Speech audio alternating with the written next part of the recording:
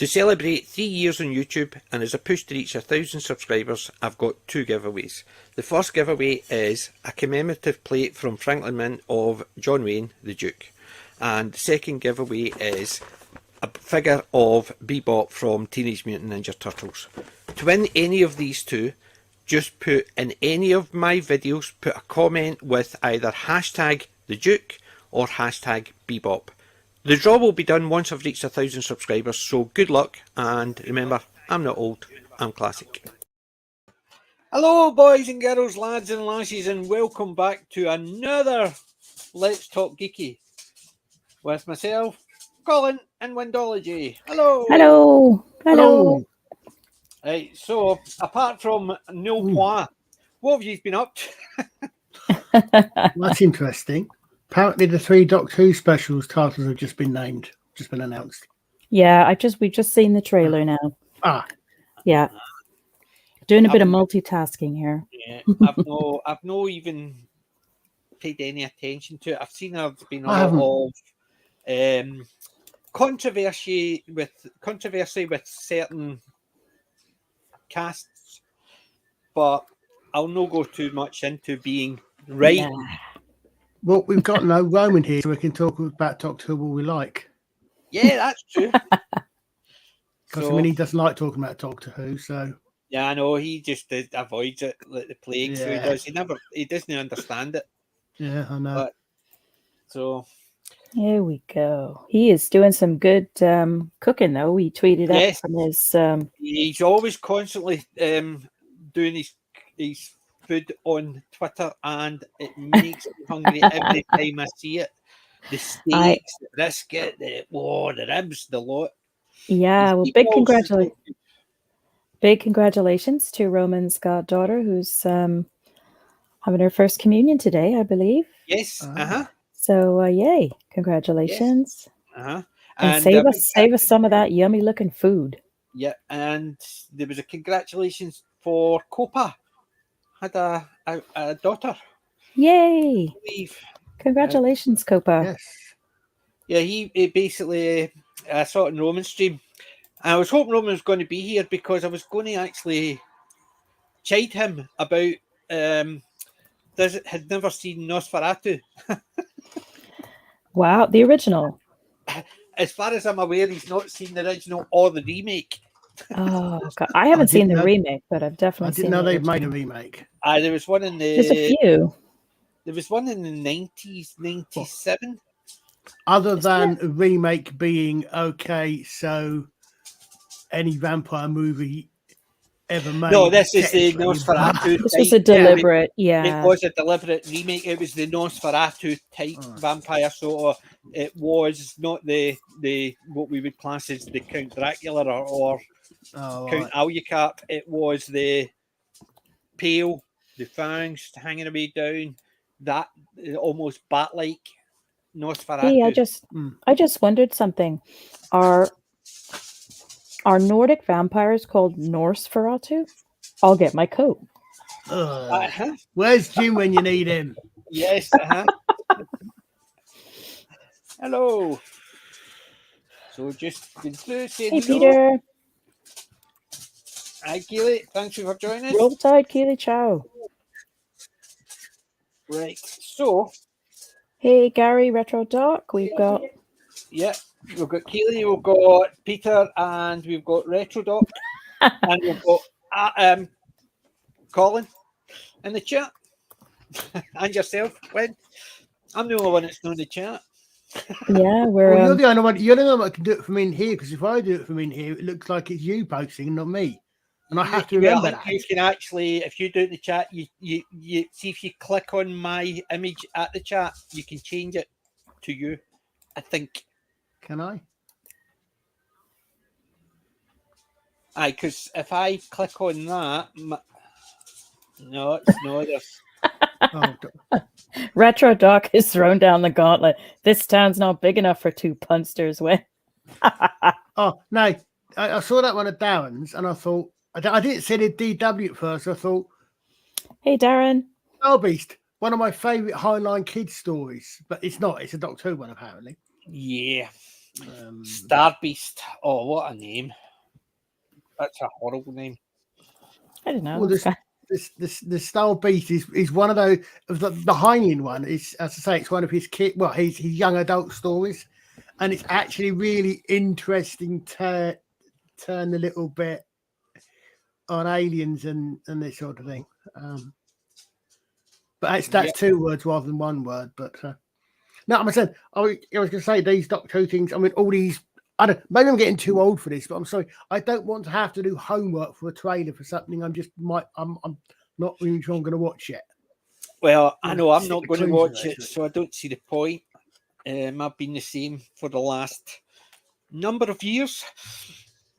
It's been that long since I actually watched Doctor Who. So I will watch. I will almost certainly watch the 60th. See, I would normally say yes. However, I don't know. I don't even. No. I'm not even. I've lost all interest in it. You know me. I've never liked Doctor Who. I don't have anything about it in my room. No, yeah, we know. No. Yeah, so it's just didn't grow up with it or anything. No, didn't grow up with it at all. I can't remember anything about it. But apart from that. Yeah, I was out detecting today on my new field, and I got the GoPro out, it went click, and it went battery low. I must have put it in my bag the other night, and I must have hit the on button, and it drained the battery. No. So basically, there's no digs, just basically me chatting at the end, and then I took some videos on my phone of the fields and the pigs, the sheep. I was stoating around, all the sheep avoiding me. It was fun. It was. I was out for about 4 days, and it was a really nice day today. Sat down, had a coffee and a cake as a break. Would you two stop fighting? It's the kids, not the dogs. Honest. But it was a fun day, and it's a new permission with a keep on it, or castle. Different stories on that one. But I'm not sure. A fun time, and I'm going back out again tomorrow, and I'm going to actually pack lunch the lot. I'm going to be out for a good portion of the day. I'm not entirely sure what the difference would be. I would imagine that the keep is just the keep, and the castle is the keep with walls around it, because most castles have a keep. Yes, I know, but I think it's the Scottish keep is a very particular type of building. Oh, right. It's the rectangle one, and it can be classed as a castle, but it has got that the big rectangle, something like 7 meter square type foundation. Yeah. However, it does normally have next to it has something like a manor house or something like that. This one accordingly did. It's called a castle in the old maps, and there is a story about it. What happened to the known castle round here? Loudon Castle is a ruin. Accordingly, what happened, according to the Ayrshire website, that after assisting in a battle, Catholics and Protestants, it was the time of the Troubles, they called it.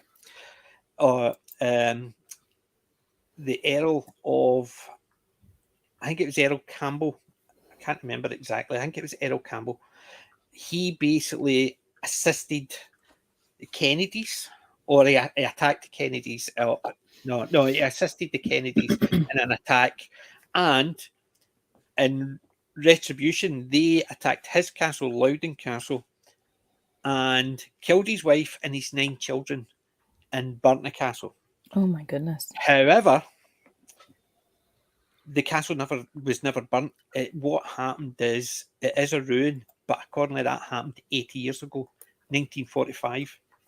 It caught on fire and burnt down. So, the one I'm on just now, which is just a flat field, it's reported multiple places that it happened there, because there's even a poem about it happening at that castle. So, and that castle was a ruin for a couple of 100 years, and at the beginning of the 19th century, it got bulldozed and flattened. So that's the land I'm on just now.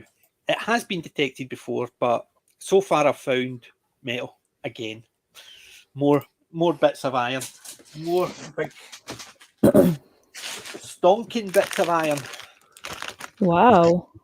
Honest, it's not a sword. Wow. Wouldn't that be cool? Honest, it's not a dagger. Basically, You mean it's not a dagger you see before you? this is not a dagger I see before me. Yes, Banco. But the funny thing is, see, when I was digging them out, I'm either jaded or my expectations are low. I picked them up and I went, bits of metal. I did not think, oh, that could be a sword or that could be a dagger, which I know based on some of the stories that I've seen or I've watched people online, they pick out this bit of metal and because it's got a wee sort of taper at the end, they go, this could be a sword, this could be a sword. Then later on in the video, they basically have it and they say, nah, it's just a bit of metal. Whereas my first thought was, it's just a bit of metal. Am I jaded and I'm not expecting much? Maybe. But it was the fact these things and they're tapered at the end. And the first thing I thought was, bit of tractor. But I'm slightly intrigued by the fact that you said, oh, just a bit of metal, bit of metal.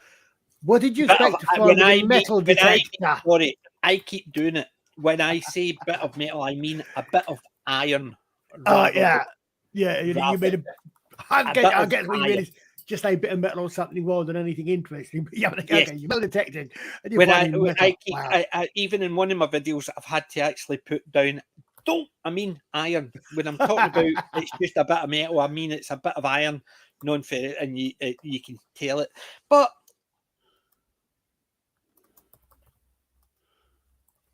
I'm learning. I've learned from those bits, the bits what the signals are. So maybe tomorrow when I'm out, don't dig up 22s, 24s, because that's what I was digging out and that's what I was getting. But it was fun. It was fun, and I've managed to pick up a bit of the history. The keep. I'll keep calling it a keep, although it's called a castle. There is LiDAR, so I can see on the LiDAR where it was. So okay. Very quickly, just to welcome Tabletop Junkie Games, and the Darren Zone. So he's not watching the Eurovision, because I understood that Darren sits there, popcorn a lot, just sits and watches it because he's just so interested in it. Well, you're right about the popcorn. That's about it.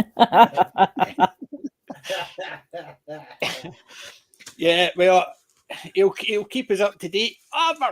They got how many points? But yeah, the Eurovision. Why do they still call it the Eurovision? Because at one point was Australia not in it? It's no longer. Euro. How long ago did Israel win it the first time? Yeah, and they've had Australia in it. So why it's called the Eurovision is beyond me. So weird. But I've always thought it was crap. But I've never watched it. I've never liked it. I've been aware of it, and I've been aware of who's won and what songs have been played in it. I've been aware of the Father Ted's entry into it. Oh, my lovely horse. Yeah, we love that one. Yeah, I mean, so it is, even if you've never watched it, it is sort of very iconic to the point where comedies take the mickey out of it. Yeah, exactly. Okay. It's there. So, yeah. Oh, yeah, Father Ted is very popular in this homestead. Go on. Yes. What do you say to a cat, Father? My favourite one of Father Ted is when they got stuck. The Christmas special. When they got lost in the laundry section. That's the Christmas special. Is Yeah. that the Christmas special? When they've been down as if they're commandos. Like they're in Nam, trying to get out of the. I get out without getting caught, and then they bump into the other group. Yeah. And they all just happen to be in the lingerie section. To me, that is one of the funniest ones. Also, the one where the bit of tape on the window, and he's giving it all that to everybody, and there's a wee bit of tape sitting there, and he's doing it. And the couple, oh my God. I hear you're racist now, Father. Yeah. Aye. Down with that type of thing. Oh, my God. Oh, yeah, that was the Passion of the Christ, I think, that one. But the film, yeah. We just love that series so much. I just have so much love for those characters. It's crazy. Yeah. Every one of the characters were fun, I must admit. And who would have thought Father Dougal would have had the brains to be a detective?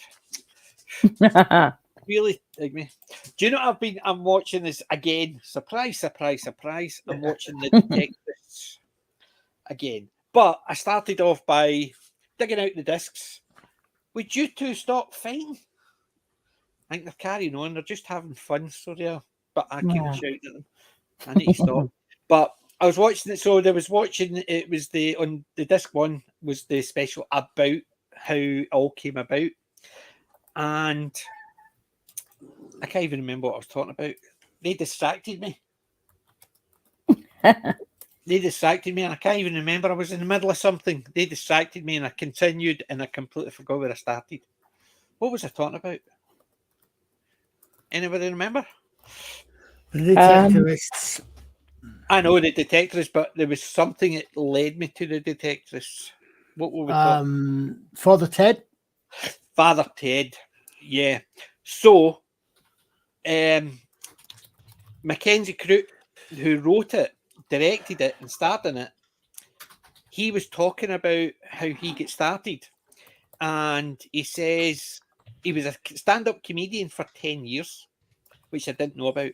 And he says because he got his start in The Office and Death in Paradise,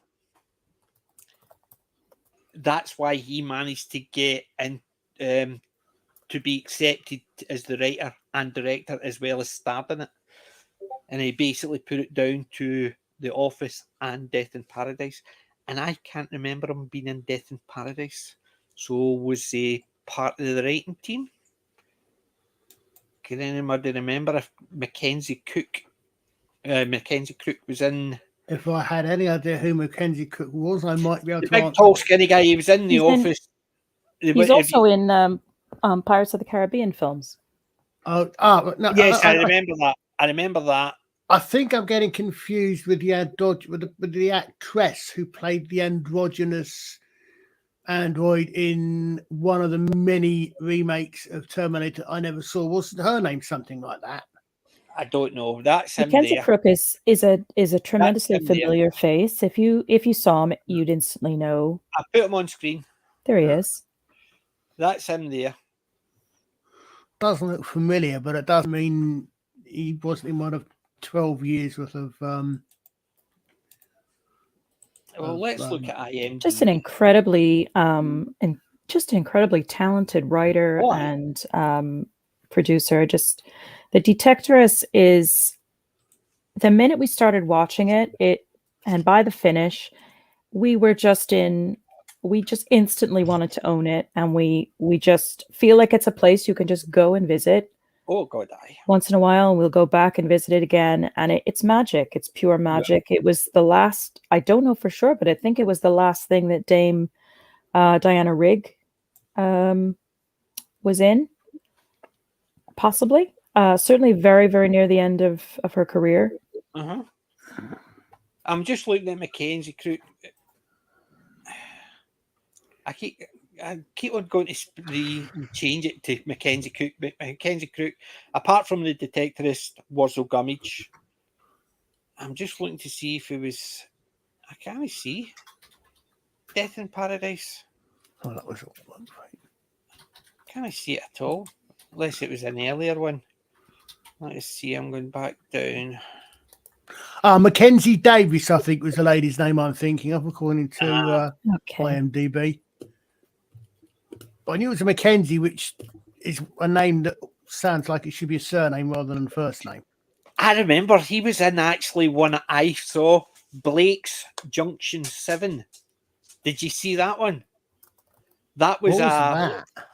It was basically, it was, if I remember right, it was the Blake 7 crew, but they all worked in a shop or a service station, Junction 7. And it was just one of those silly comedies. It was just a short. It's just when it came up there. The Life and Death of Peter Sellers. He did that as well. Yeah, he's been in a few of the Pirate of the Caribbean ones, but I can't see Death in Paradise unless he's not actually acted in it. Maybe, as she said, if he was writing, maybe he was on as That's what I was thinking. Mm. I'm just looking for that Blake's Junction 7. A cult 80s sci-fi gang, Blake 7, make an eventual late night stop at Newport Pagnell Services. Right, wait, you see this, right? This is the wait, you see the actual cover for it. Oh my god. Oh, him. Oh, I knew you'd recognize him. No, I recognize the picture of that. I can't think what from though. But, right, look, that's okay, hold on a second. Sutherland. Right, that's Blake's Junction 7. Yeah, I've got it up on IMDb. I'm trying to think what else I've seen him, because I've seen him in something. Yes, you're right. Now, Martin Freeman as Villa, I think I could maybe get away with that as a recasting. I don't think maybe. So. Oh, he doesn't have the personality of Villa. I think Villa needs to be. I mean, he's the closest one. For me, Villa needs to be quite sort of fast talking, kind of snarky. Yeah. But Freeman is a brilliant actor, but I don't know. I can't kind of. It's. I could see him more as. Yeah, Johnny Vegas was Blake, which I thought was stupid, but it was a short and it was a bit of a parody comedy, so it sort of worked. Yeah, I mean, I don't think I even. Oh, Simon Farnaby. Gary, Blake's Junction, is that close to Petticoat Junction? I haven't heard that in ages. Petticoat Junction. I was thinking about those old Ealing comedies today because, right, obviously I'm watching that, so that's out. But I got DVDs today. And that's all I've got for the pick. No toys, just DVDs. Just to let you know, Kelly Julie, she asked me to let you know she's trying to log in from her tablet. Yes. Having a few issues, and just wanted to say she'll try and come on if she can. I'm gonna drop her the link to the stream. I think she was having trouble getting logged on to Twitter. Yeah. That's probably the best way to do it. Yeah. I'll do that now.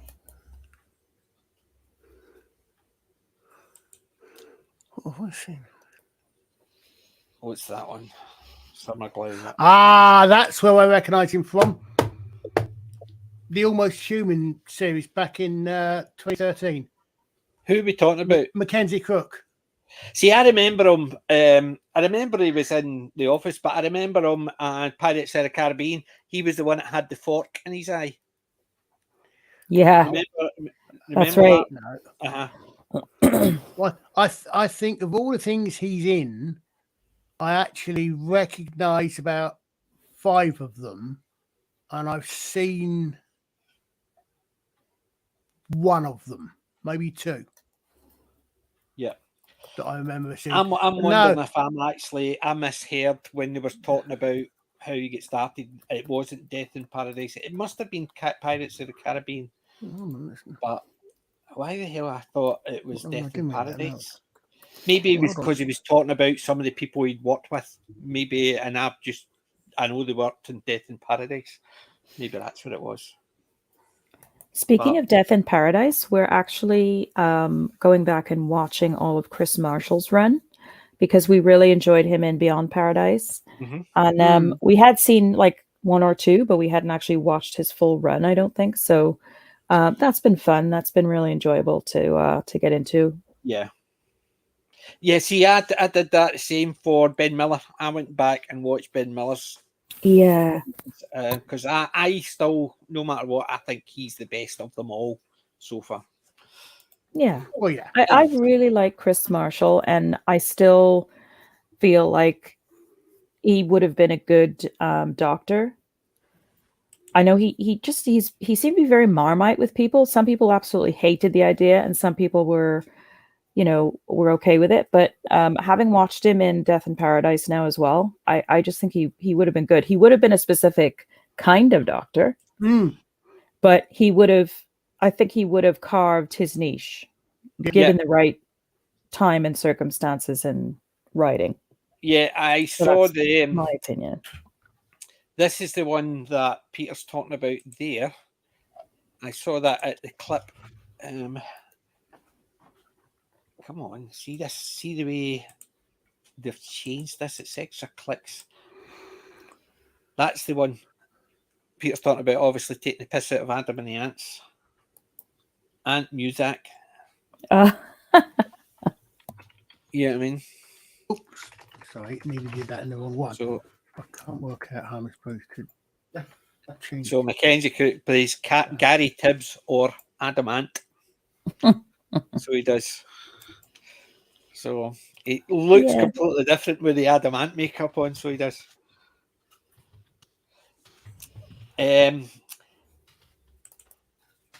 See, we had the discussion about that a couple of weeks ago. Mine's is definitely Ben Miller, then Chris Marshall. Ardal O'Hanlon, I still get an issue with that name. He's okay, but I still dislike Ralph Little's character, and I like Ralph Little, but I just dislike his. We haven't watched any of his, so we will catch up to his era eventually. He's not the. I think he's also running into the fact that because he's at the end of the run so far, he's also got the fact that they've got so far and they've had 10, 12 years of stories, the rest of it. And there's probably only so many you can actually do with that particular setting. You just look at the number, you look at the fact that we've now got a fact that the only two that they've had to put the Commissioner and Catherine in as characters in the credit titles because they're the only ones that are still there from the original cast. Yep. All of the original cast, apart from the two secondary support characters, have changed. Yep. Several times over. Which kind of does make it slightly kind of similar to Doctor Who in that sense that at the end of every series, there's always change. There's always things changing, and that's why the companions have changed, and every so often the detective was regenerated as well. Yeah. So on that premise, it's sort of it's actually true. Yeah.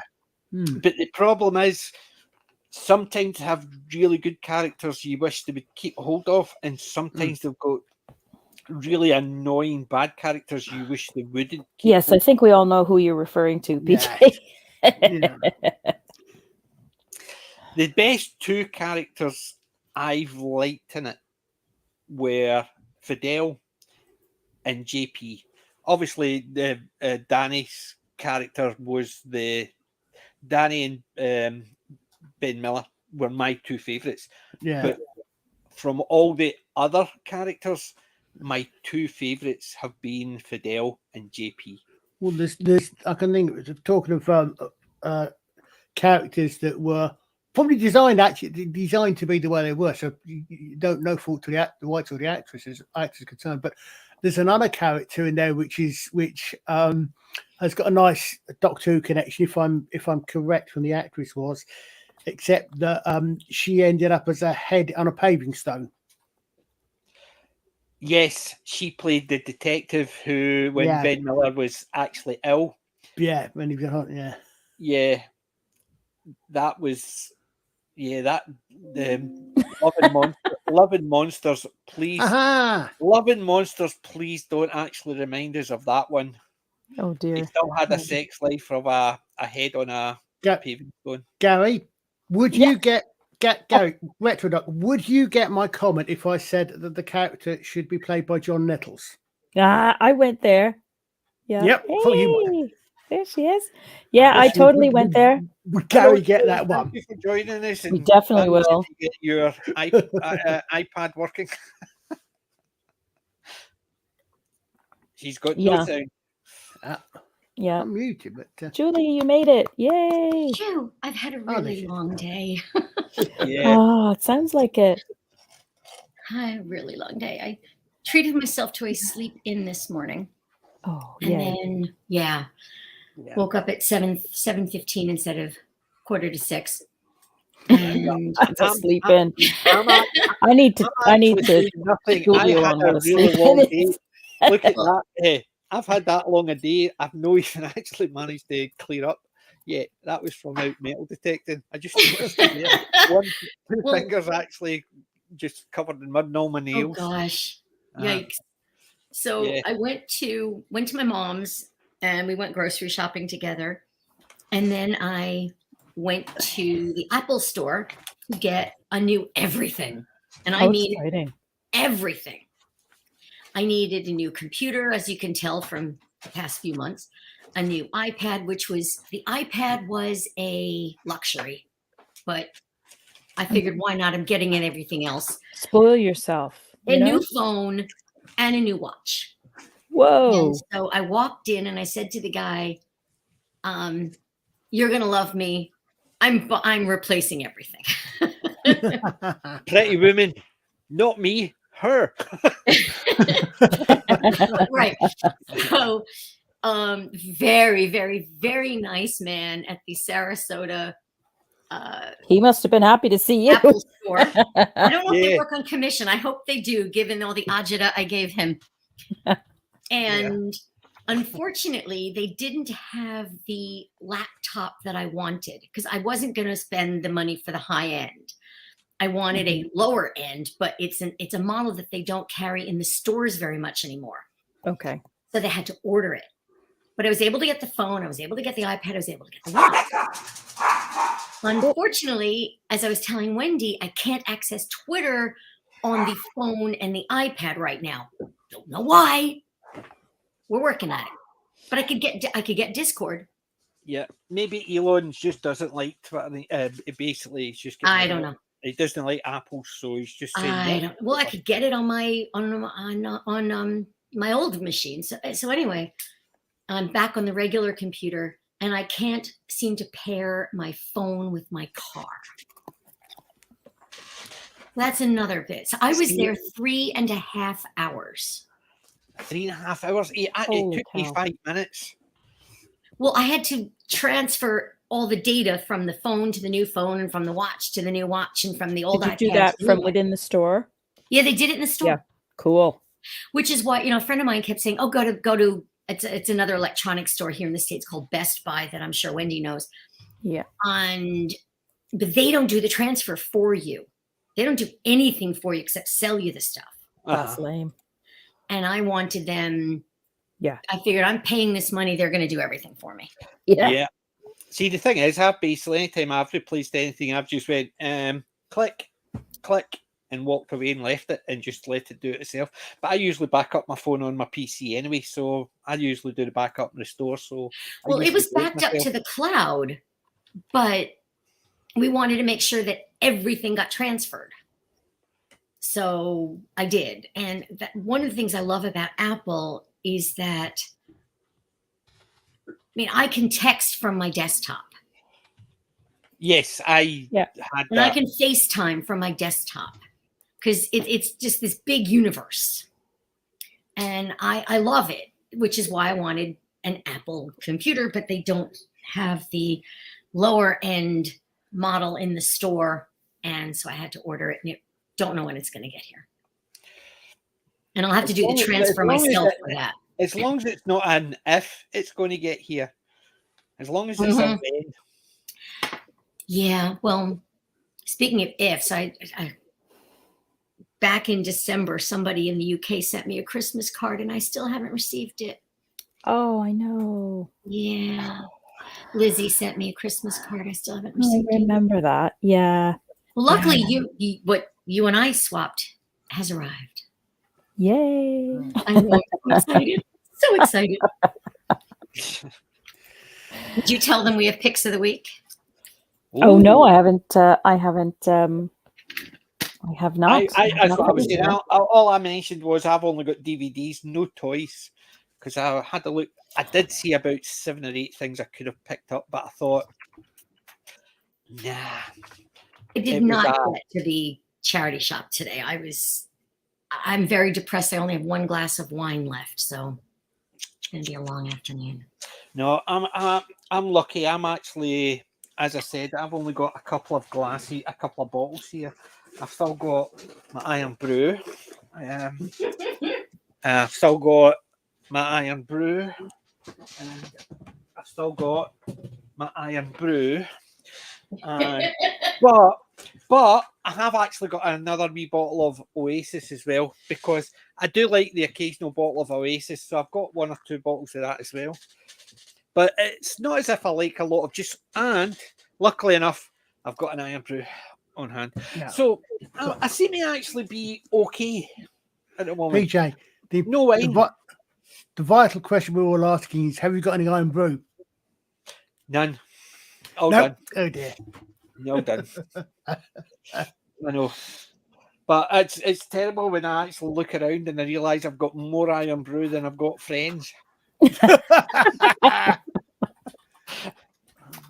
Yeah, I mean, but yeah, my Iron Brew, I basically went out today and I thought, I got the new flask out. So they got a flask, and my wife says, I've got a flask that size. I says, nope.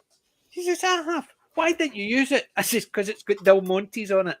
I'm not sitting there, even if I'm on my own, with a glass, a flask with Del Monte crystals on it. And I'm sitting there yes, very mature. No, I just thought, plain silver flask. So I got the flask, I've got the cake, and I went like that into my bag. No Iron Brew. Oh no! I was devastated. I was tempted to come all the way home just to get a bottle of Iron Brew to take back out with me. But I decided, no. So, I still need to get some Iron Brew. But yeah, I was a wee bit devastated. I had no Iron Brew in my bag. Oh my God. So you're making up for it now? Basically, I don't know why I walked out without it. But the problem was, I think I was just so excited to get to the new permission. I parked the car, said hi to the farmer, walked. It's only about less than a mile to get onto the field from where I parked my car, but it's basically through gates and over the hill and stuff like that. And I got there and I thought, right, let's get started. Where's my shovel? So I had to go all the way back to the car because I left my shovel. But the thing is, because I was in the middle of nowhere, I thought, I ain't carting all this, so metal detector down, bag off, and then I walked back, left it just sitting in the middle of the field and come back. So I did with all the sheep around me, but I just thought, I was knackered before I even started because of the amount of walking I did. I thought, what a nutcase. Walked all the way there, then walked all the way back, then walked all the way there again, near enough for 3 miles just to actually detect. And then spent set up the camera, went like that, click, no battery. So no digs. But then again, as I said, I just picked up metal. Sorry, iron. Yes, I noticed you were correcting yourself on that. Yes, I've got a habit of saying that. Okay, it's just metal. Well, it's a metal detector. It's going to find metal. Don't call it iron. It's iron. I mean, I'm not meaning coin. I'm not meaning this. I'm meaning iron. And I need to keep correcting myself because I realise I keep mentioning metal. With a metal detector, of course, I'm going to find metal. What you're trying to I just hide don't want is to you're find iron. Sorry, Colin. you're secretly trying to find a secret stash of iron brew, aren't you? That's what it I really was going is. to Yes. say, That's yeah. what it is. Iron brew Iron detector. brew. That's why I keep digging up iron in case it's got brew on it. Yeah. Yeah, Oh, the jokes tell themselves. I know they do. But I don't know. It was fun. It was fun today, even though I found nothing. Watching all the sheep, the squirrels.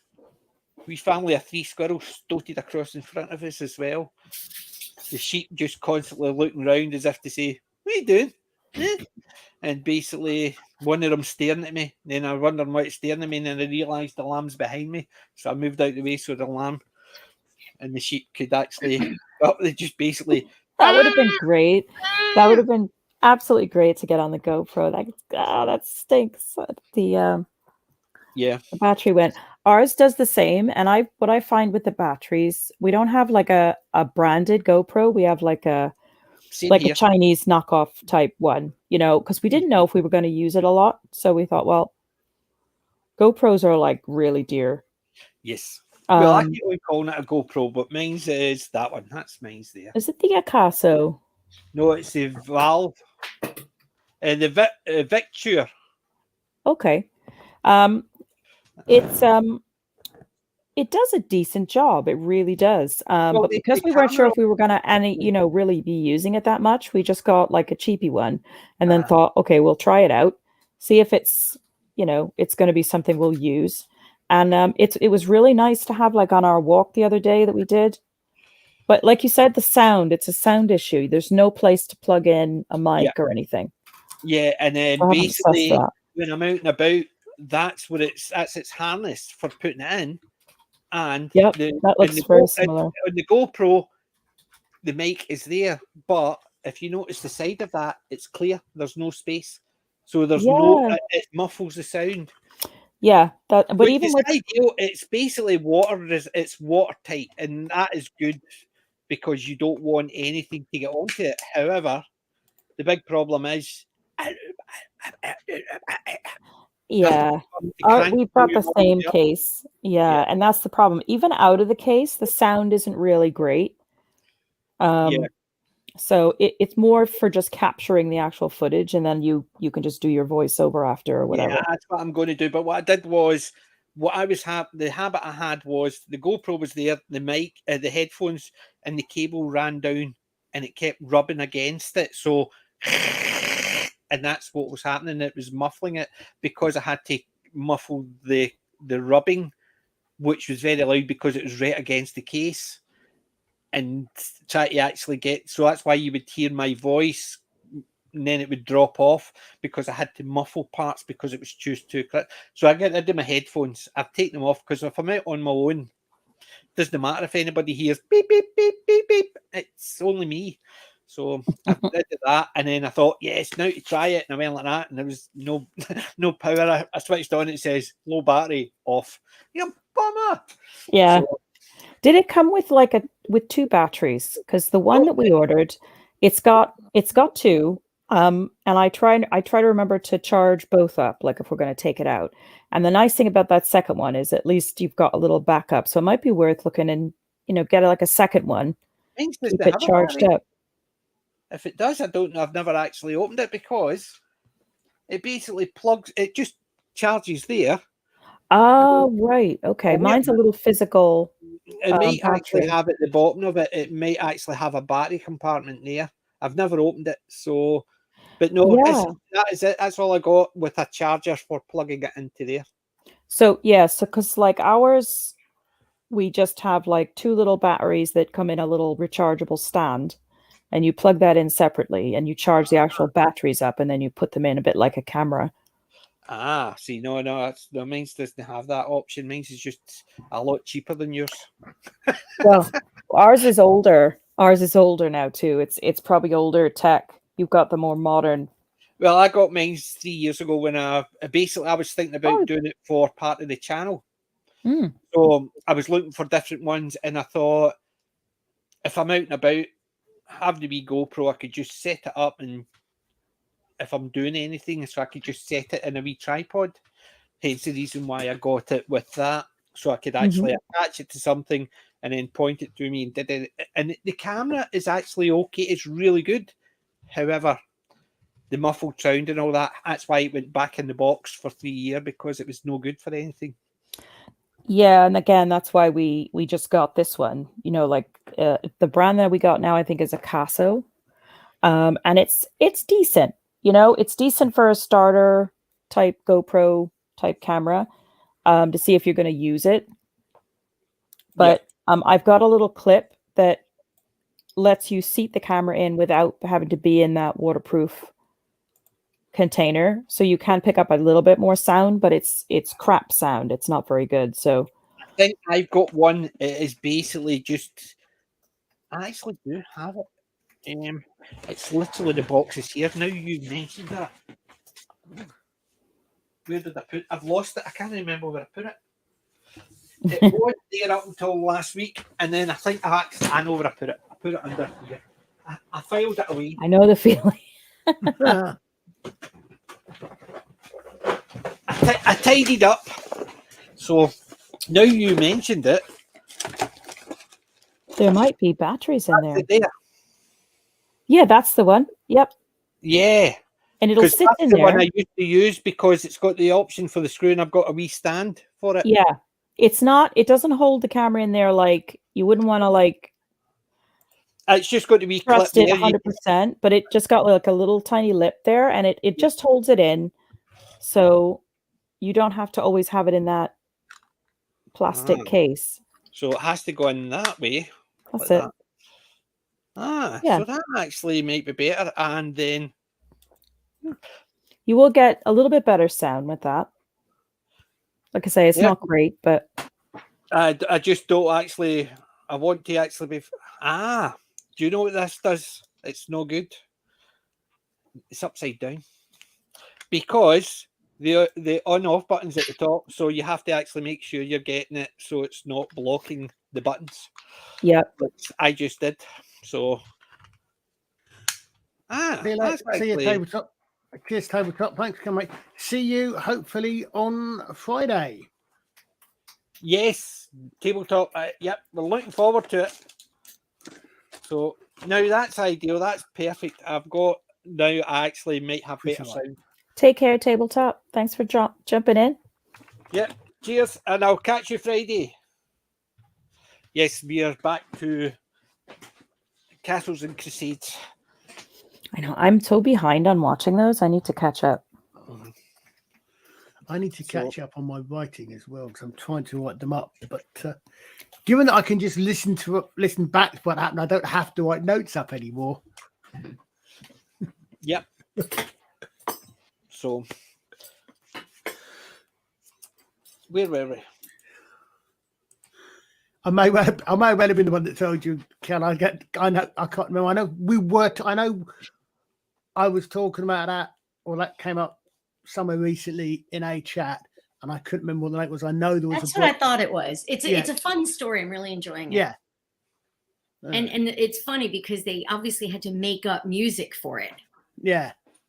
And they really got the tone right. The music sounds right.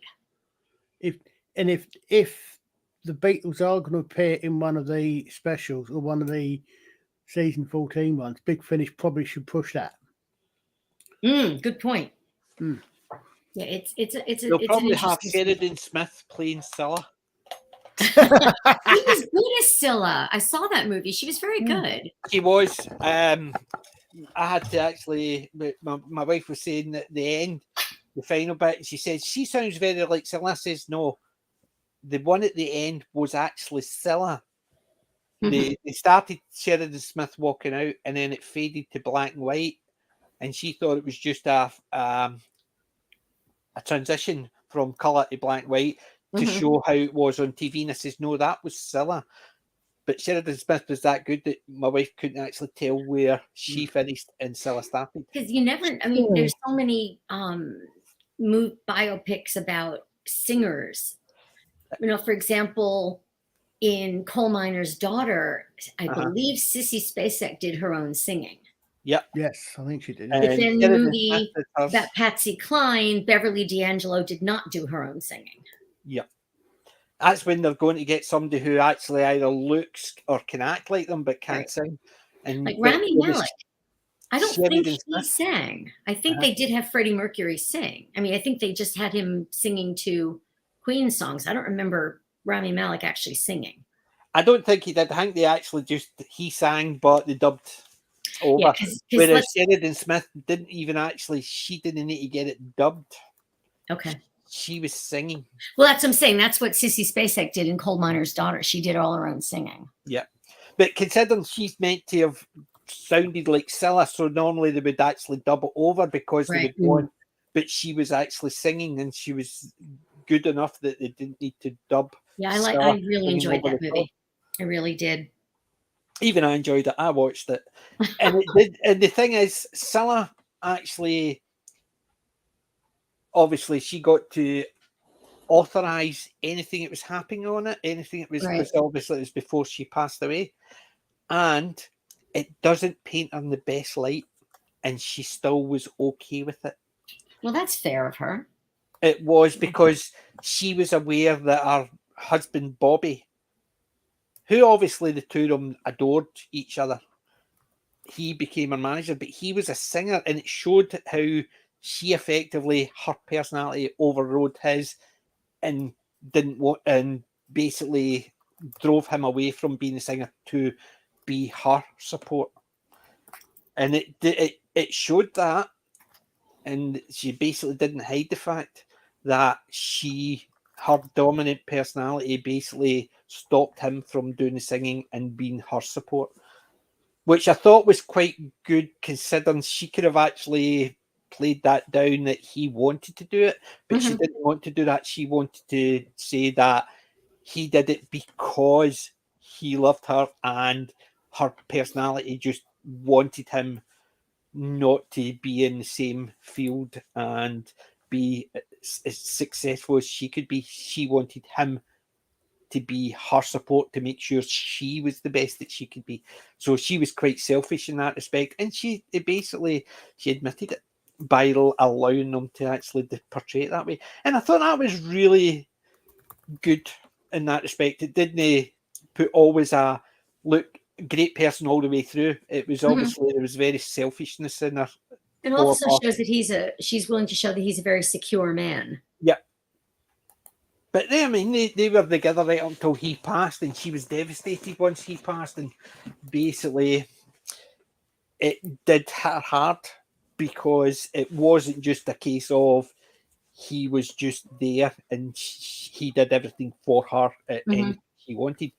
There obviously were a partnership, and he was quite happy to take the step back because he wanted her to succeed, but her personality didn't like the idea that he could have succeeded when she didn't, and that's why she basically manipulated him into doing it, and he was happy to be manipulated. That's what it came across, because obviously there was no bad feelings about it, and the two of them adored each other right up until he passed.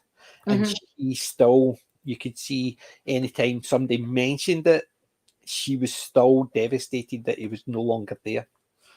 Which it was a very good story. So I enjoyed Scylla. Scylla was a... Say again? Even you? Even me. Considering there's very... When it comes to music, I like musicals, as in like Grease and Calamity Jane and stuff. I like old Don't get Gary started on Grease. I like musicals like that. Music, on the other hand, not so much. And because it was a musical biop, it basically, I thought, because the Freddie Mercury one didn't like, Rocket Man didn't like. Didn't see Rocket Man. My wife likes that as well, so she thought it was really good. But I just no interested in the music, so I had no interested in their biopics and stuff like that. Even Walk the Line, Johnny Cash. If I was, I liked that one too. My dad a big Johnny Cash fan. One of my daughters, when she was like 4, I had to go around every shop trying to get Rings of Fire by Johnny Cash and the Carpenters because that was her favourite song. And and that was before the internet where I could have downloaded it. It was basically 26 years ago, 28 years ago. I had to go around all the shops trying to find a audio tape. And I found it in one shop in Glasgow. I found one, and basically she wore that one song on that. The rest of them she had no interest in.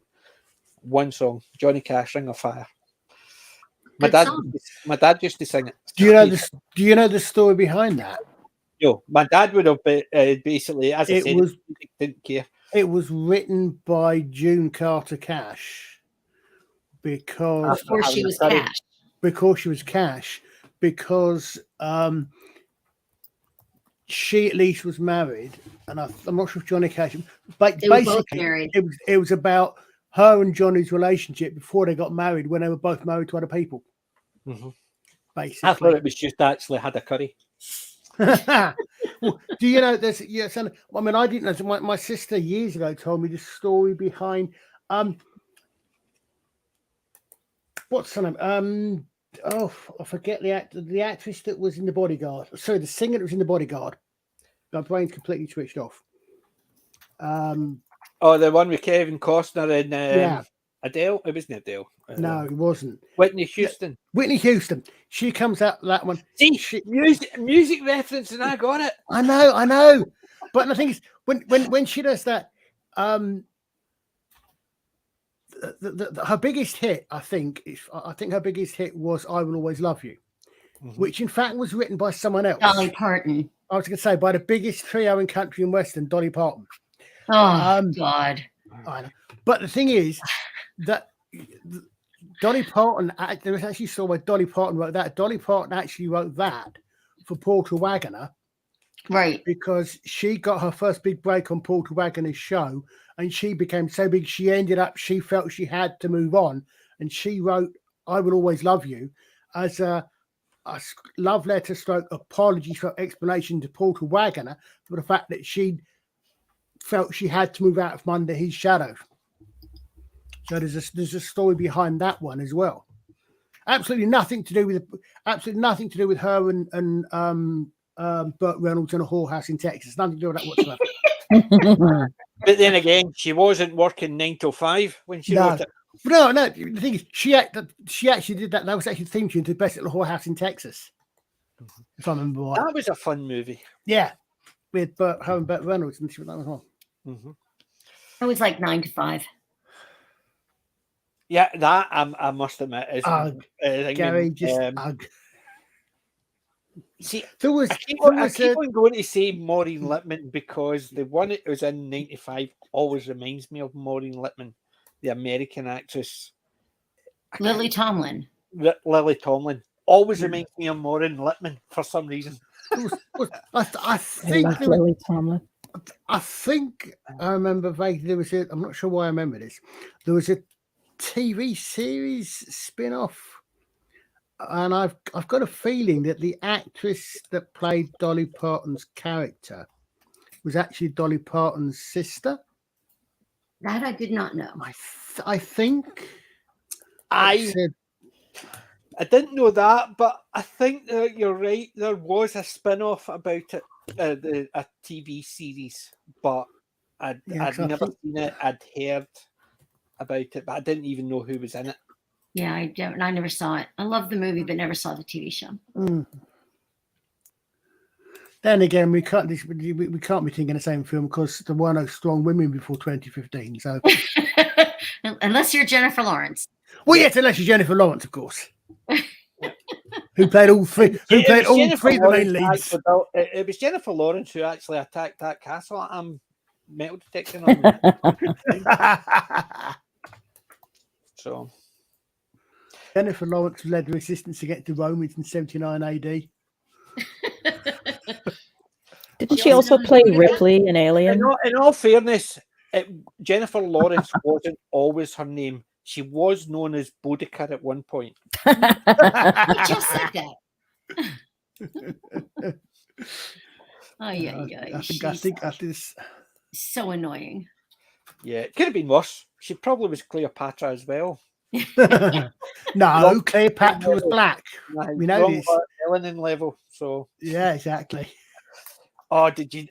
It's getting, the world is getting worse every time. I'm actually thinking of actually just cancelling my Twitter account, because every time you open it, just even look at some of the there's some good stuff in there. I'm not denying it, but there is some junk, and there is some that you're sitting there thinking, please, Meteor, come and destroy this world now. Because when you've got somebody who actually goes on like Neil deGrasse Tyson, who gets annoyed when people say black people are like monkeys, and then they turns around and it gives you a scientific explanation and why white people are more like monkeys. Good grief. So one's not racist, one's racist and one isn't. Yet, to me, they're both the same. Oh, yeah.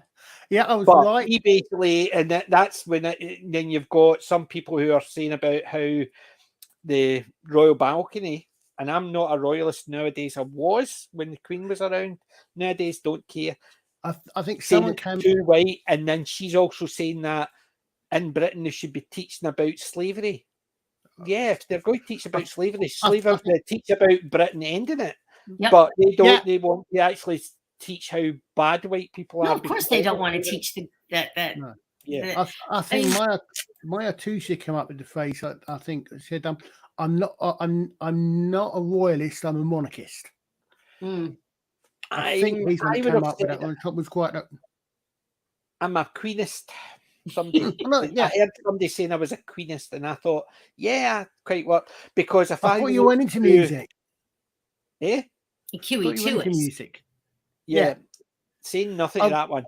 I'll let that one pass. But no, the thing is, out of, and I know I've got a very unpopular thing, and I think the monarchy should be matriarchal, based in history. 3 of the most loved monarchs have been female. Well, I would be tempted to say more than the 3 main ones people remember are going to be Queen Elizabeth, Queen Victoria, and Queen Elizabeth II. Yeah. Well, we also I hadn't realised because it's I kind of dip out in massive levels of interest pretty much when the Tudors come in. I kind of just drift away. But what I hadn't realised is Queen Anne was also one of our strongest monarchs. Was very underrated, quite a strong monarch. She was a lot better than people give her credit for. Yeah, yeah. Yeah. And she was a spare too. Yep. I was right, by the way. 95. Good God. 1982 to 1988. Wow. So it went on for 6 years? 5 seasons, yeah. You got Rachel Parton George, Valerie Curtin. You were right. Sally Struthers, right? Vinta Moreno played the Edward Winter played the Dabney Coleman. Although his character is called William Coleman. Interesting. Rita Moreno was also in it, and so was a certain Jean Marsh. Oh, I love Rita Moreno. Yeah. Jeffrey Tambell.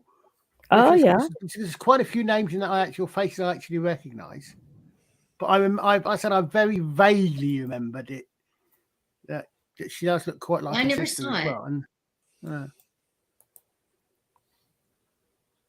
Mother Jugs and Speed. Yep. And it's just based on the one that Peter was put in. Wasn't there a film with Raquel Welch called Mother Jugs?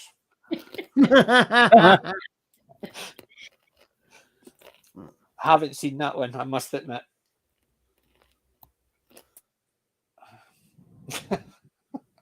But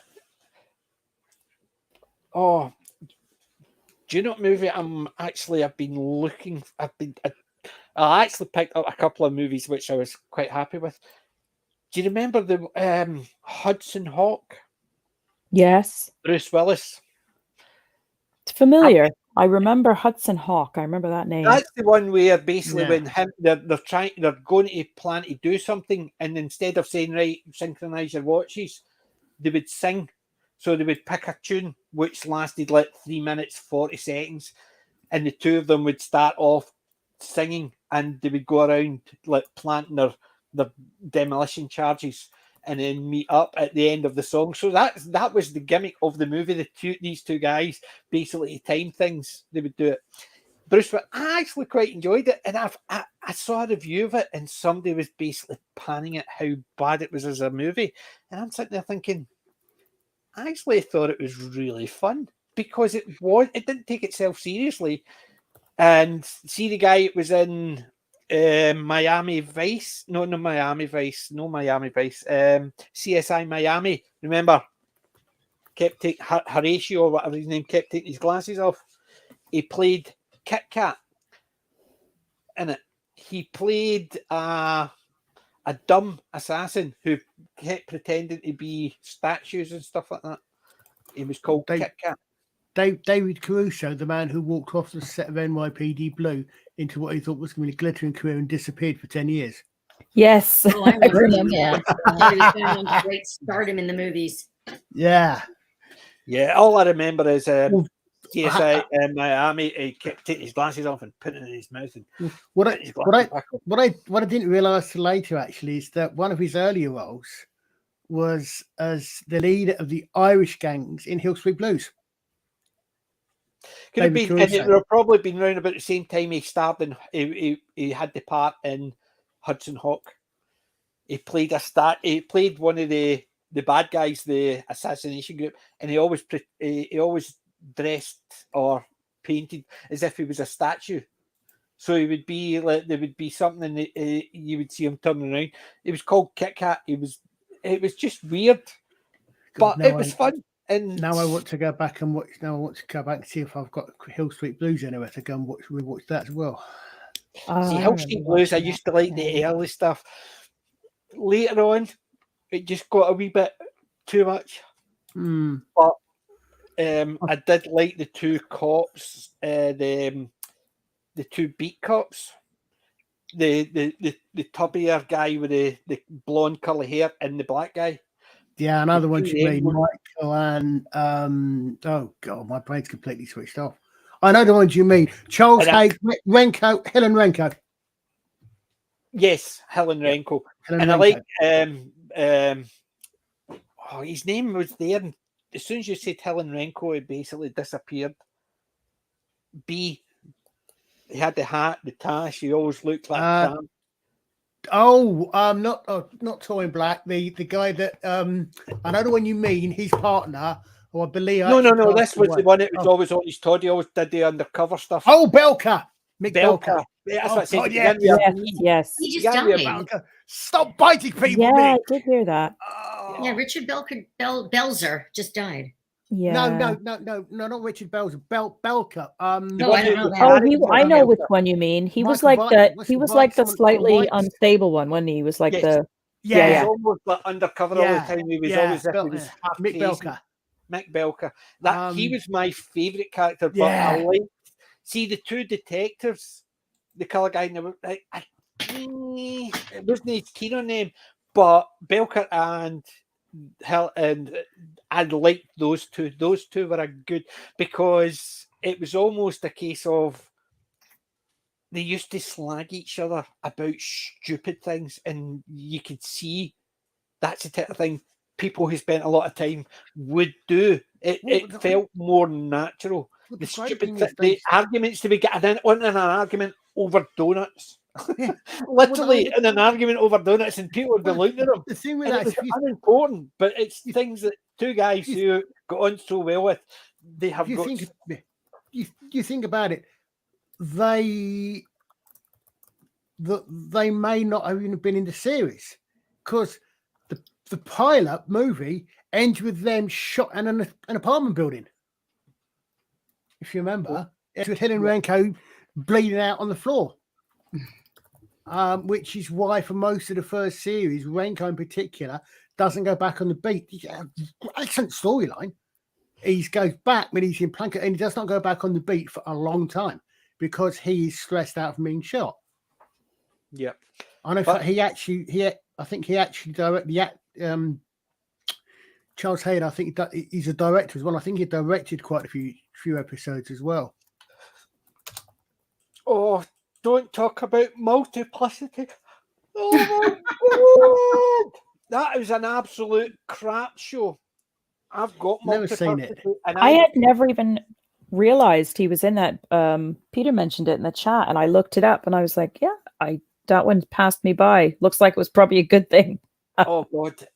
See, watching that, I was halfway through it, and I nearly fell asleep. Every time I even think about that movie, I yawn. It was dire. I thought that was one of the most dull, considering the premise of it. It could have been really good and funny, but I thought it was just dull. I don't know why. It was just one of those movies. And yet, sometimes really bad movies that we might watch on a Sunday per se in somebody's channel can be fun. But see, if he ever has multiplicity, I'm unsubscribing. But I would know the film. I've got multiplicity in this room somewhere, and I keep trying to find it. Your medication for it. Aye, and I keep trying to find it to throw it out, but I can't. Every time I start thinking about it, I fall asleep and forget about it. It's dull as dishwater. It's one of the few that, like, we were talking in work last week about 2001: A Space Odyssey. One of the guys says, have you seen it? I says, I've seen it twice. Well, 3 times. The second time I watched it, one right after the other, so for the review. And I says, the very first time I saw it, I absolutely loved it. I says, it's space porn, and that is it. I says, the second time I watched it, all I kept saying is, for God's sake, hurry up and do something. Yeah. But it's basically the big flowing shot of something happening, all you hear is, go on, actually just see him going out the door, see him coming in the door, cut out that 5 minutes in between where you just hear him breathing the whole length of the ship. And that's what I basically said was, I could still watch the movie, but I would have to fast forward at certain parts. Multiplicity, I would stop it within the first second because I've seen it before, and I didn't even see the whole movie. It was that dull, I wouldn't even want to fast forward through it, even though it would actually finish it quickly. Andy McDowell was in a lot of those rom-com type movies and things at the time as well. 4 Weddings and a Funeral. And she was also in Groundhog Day. That's right. With Bill Murray. Bill Murray, yeah. She was she was good in those. Yeah, she was in loads and loads.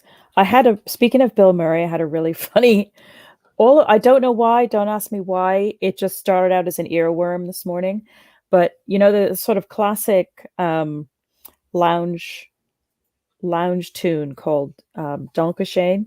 Mm-hmm. Do you remember in early Saturday Night Live? Yeah, it was. I was basically singing that all morning. We were out shopping, and it was just in my head. And I was telling Darren about the SNL, the early SNL sketch with Bill Murray as the lounge singer, you know, singing that, and it always cracks me up. And I totally forgot I was going to look that up. It's so funny. Oh, who sings it in Ferris Bueller, the original singer of it? Oh, God, what's his name? Oh, yeah, he sings it in that as well. It's a different guy. It's not Bill Murray. It's a different guy. No. It's, and he was actually I can see his face. Yeah, same here. No idea. Hold on. I'm looking it up. And me. Oh yeah, I've got the words. Wayne Newton. Be able to spell it. Wayne Newton. That's it. That's it. Yep. One of the first people to take up permanent residence in Las Vegas. Yeah. I remember he was on an I Love Lucy episode. Was he? God, I watched so many of those. Oh man. Yeah, there it is. The lyrics to Danke Schoen. I could have used those today because I was like, I could get the first line out, and then I was just like mumbling the rest. What do that? But I had fun. I bet you did. Yeah, you did. That was who originally did that. I know. Wayne Newton. Did he originally? I had a feeling it was recently done by a female. No, he had a high voice. His voice was on the high side. No, I'm sure I've it's running around somewhere in the back of my head. No, Wayne Newton is definitely not a girl. Someone No. someone like Doris Day or someone doing it. No, it's Wayne Newton, definitely not a female. Yeah, no, I remember that's the Star Wars bit one. Yeah. Yes, remember the Star Wars one? Oh yeah. my god. Star Wars. Yeah. Then again, almost as SNL was good. As William Shatner. Back in the days when SNL was funny. Yeah. Well, remember the Star Trek skit they did? That was funny. You actually still had guys. I'm still a fan of Samurai Delicatessen. Oh, Samurai Deli, yeah. Yeah, I've not seen a lot of Saturday Night Live. I've seen these sketches. Remember John Belushi was brilliant. Remember Garrett Morris? Brilliant. Remember Garrett Morris's skit, baseball? Oh God, very good to me. Yeah. Or when he would do the translations, and he would just start shouting for the hard of hearing. Remember that bit? Oh God, he was brilliant. Land Shark and Candygram. Yep, Candygram. Which was the one that had were they supposed to be Germans or Japanese sneaking through the jungle or something? But someone that was very interesting but stupid. That was from Laugh-In, and that was Artie Johnson. Roland and Martin. Did you guys get that show? Yeah, because some of it. My dad loved it. Oh my God, that show was brilliant. It's just that one thing I have in my memory, little in my head, where there's someone poking on a bamboo or something, and that was it. And he parted, and he goes, very interesting. Yeah, that was Artie Johnson. Yeah, and little tiny Goldie Hawn. Then she was. Oh my God, I remember. I remember Roman and Martin's laughing. My dad used to love it, so I would see it occasionally. I didn't realize you guys had that show. Yeah. It was one of the ones you would get late on at night on a Friday or Saturday night. Cool. It was basically, but because my dad used to like it, I would get to watch it occasionally. Here it was on Monday nights at, I think it was 8, and I was only about 9 or 10 years old, and my parents let me stay up to watch it. That was a big deal. Yeah. Ruth Buzzy's still alive. God, is she really? Yeah, yes. I remember her. She used to like the old lady, and she used to beat the crap out of somebody with her bag. Purse. Yeah. Yeah, he was a little old man, and she would beat him up because he was being somewhat purdy. Oh yeah. I loved that show. So, and then Richard Nixon did a cameo and he goes, "Sock it to me." Oh yeah, sock it to me. Yeah. Wow. So what would you think the chances of us getting struck if we played Danke Schoen? I don't know. I put it in the chat. Yeah, it's only 1 minute and 49 seconds. Oh, I can trim it out if we do get hit. Shall we? Go on. Is it the Bill Murray one? It's not. It is Wayne Newton. Oh, it's already on YouTube, so hopefully they'll let us through. I want to see how much German's in it. Very little. Right. Negligible. Right. Okay. Here we go. 1968. And it's not silent. Hearing anything. Oh, it's a silent version. No. It's not. It's just no sound coming over. His voice, and I can understand why initially, when Colin was actually saying about female, he's got a very high pitched voice. Do you know who he reminds me of, or who reminds taking the piss out of him? You remember Top Secret? It was meant to be the Elvis Presley impersonator, but he always had a high pitched voice. Oh, I don't remember that. You remember Top Secret? Remember Peter Cushing with the sun with the magnifying glass? I don't think we got that. Top Secret was the movie. Yeah, it was what Mickey Take movies. It was Mickey Take of spy movies. It was the Mickey taking spy movies. So the airplane of spy movies. It was during the Second World War, and the guy who was the spy was meant to be an Elvis impersonator type teddy boy. So he was going around the Axis countries giving them concerts, but he was undercover. But when he was singing, he had a very high pitched voice, like that. Still can't hear it. I can't either. Here's another one.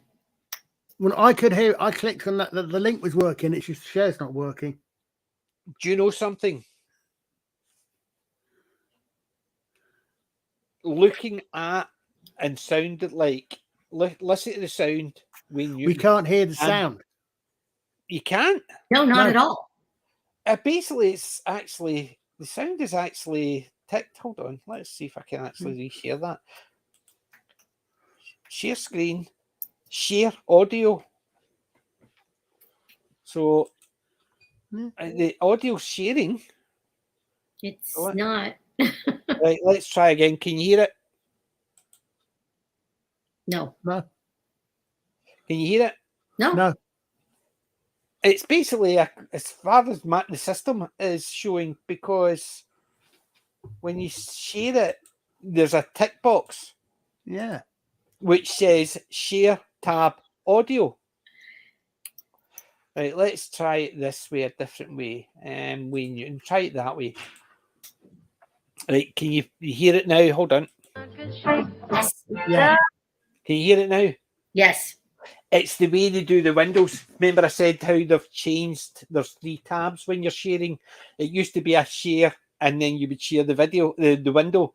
Now you've got the option to share the tab and you select the tab you're playing, or you can share a window which doesn't put the sound on. That's where the problem is. But look,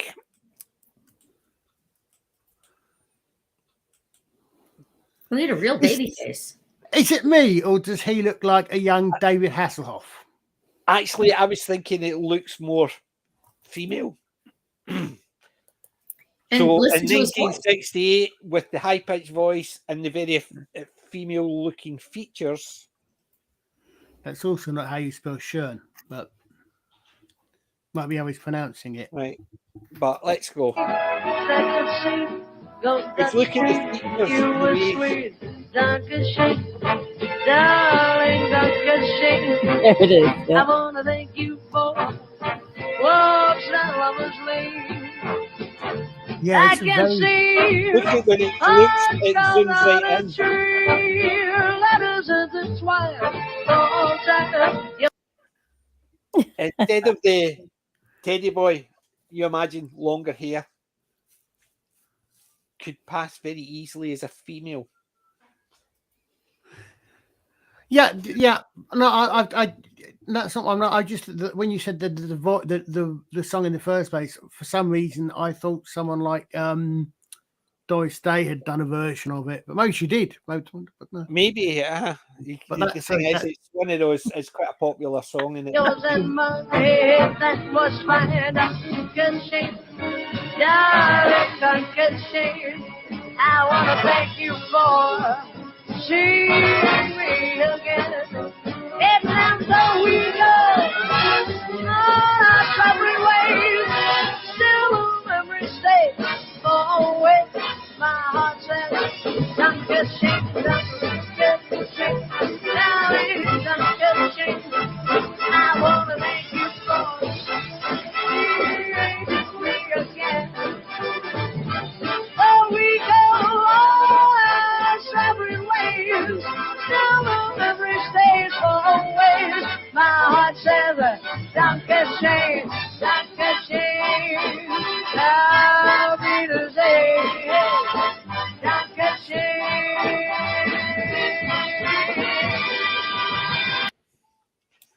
That was brilliant. All I can say is his German is nowhere near as good as Elvis's. It's who? Elvis's German Elvis was much better. Wasn't he stationed in Germany? He was, yep. He was stationed. I think he was stationed in Germany. I'm not sure he was stationed in Germany when he did. Oh God, I'm getting old. The song I'm thinking of where he sings half of it in German. Don't know. Wooden Heart. Hey, the Beatles sang in German in "Come Give Me Deine Hand." Did they? And Sie liebt dich. I know, because I know Wooden Heart. Half he goes in Germany. Because I think he did that when he was in Germany. But of course, talking about lounge singers, I tell you something. He also, Wayne Unit slightly put me in mind of, especially given the fact that it was back in the days when you actually wore a tuxedo, as you folks would put it. Inner jacket. The fact that a certain bar had a lounge singer who was actually a time traveling Greek resistance fighter. Okay, see how many to get that one. All the references in that one. No. Sorry. James Darren. Oh, I love James Darren. James Darren in DS9 was in the time tunnel, and he was also in the Guns of Navarone. Really? Yes. He was also in Gidget. Was he? Didn't know that. But I know he's. So I know he's in the time tunnel. But I remember, the first time I saw the Guns of Navarone, I thought, wait a minute, that's Tony. I'm on a mission now to find Bill Murray. Hold on. On YouTube. He was one of the characters in that film that wasn't from the book. Because Alison, I think Alison McLean wrote the screenplay for that. He did for a lot of the films that his books were turned into films. But several of the characters in that worked from the book. And the odd thing was they did some talk about race swapping. We talk about these. Says nationality swapping. You had. I need to get this. What you had an American actor playing a character in the book was a New Zealander. You had a British actor playing a character who in the book was an American. That's it. Vic, thank you, Gary. And I can't remember. There's a third one as well because David Niven's character in the book was an American. The lead character was a New Zealander, Mallory, and I brains farted again on the actor that played him. Very famous actor.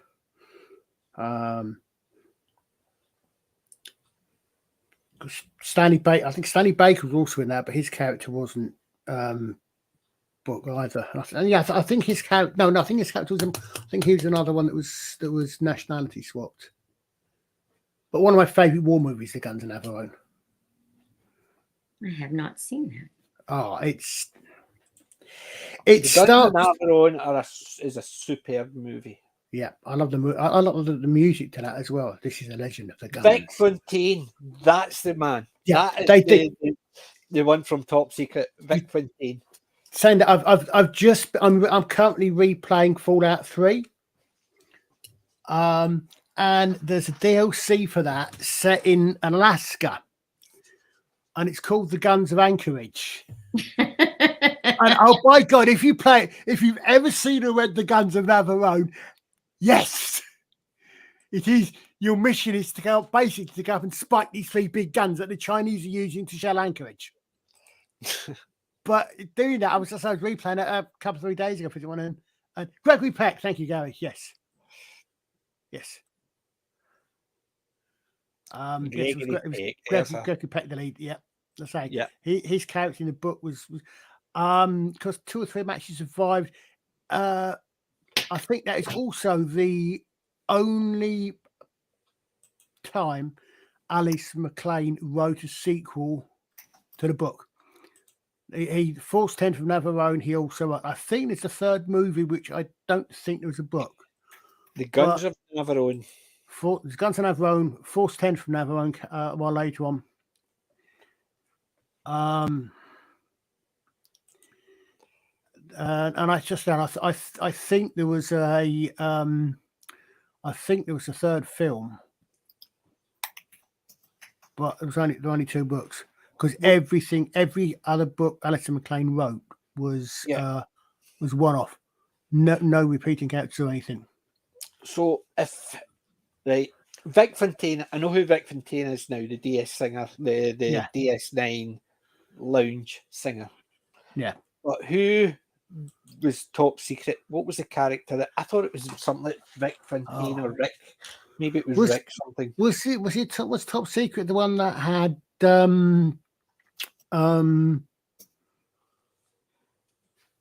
what's his name, Martin in it? It basically the movie. I'm thinking of another one. I remember it had Peter Cushing in it. Remember the big eyeglasses. Nick Rivers. It was Val Kilmer playing Nick Rivers. Because you had the agent. Remember the agent who kept getting crushed in cars and stuff like that? Omar Sharif. Agent Cedric. So you did. Yeah, I've forgotten he was in TJ Hooker. I'm fine. Yeah, I remember him in TJ Hooker, but I'd forgotten that. Yes.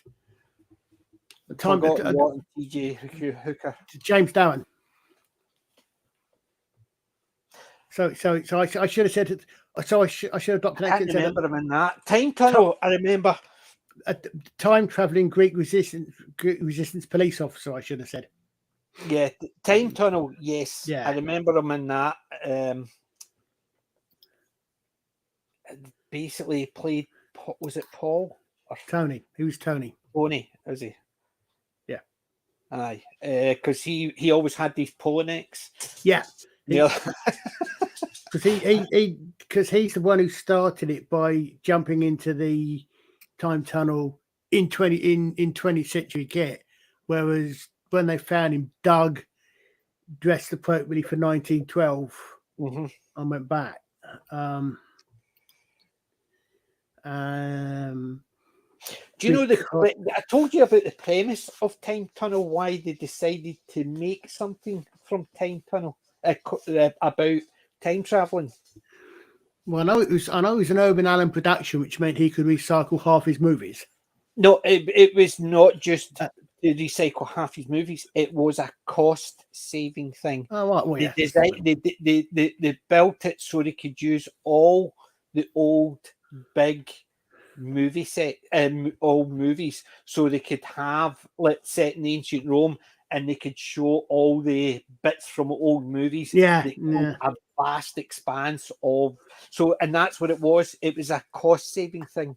So they could actually have half of the show having all these bits from old movies to build round. You know what I mean?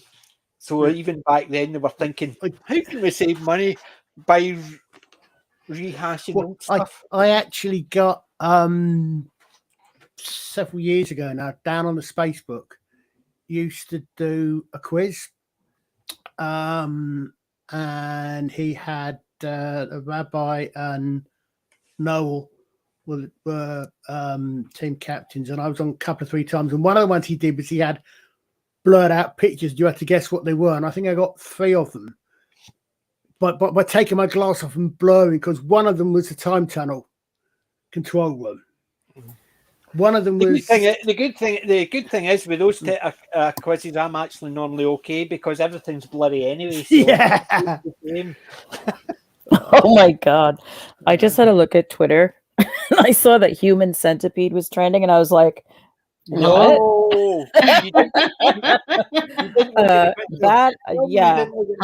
No. Yeah. Oh, there was a TV show that I loved.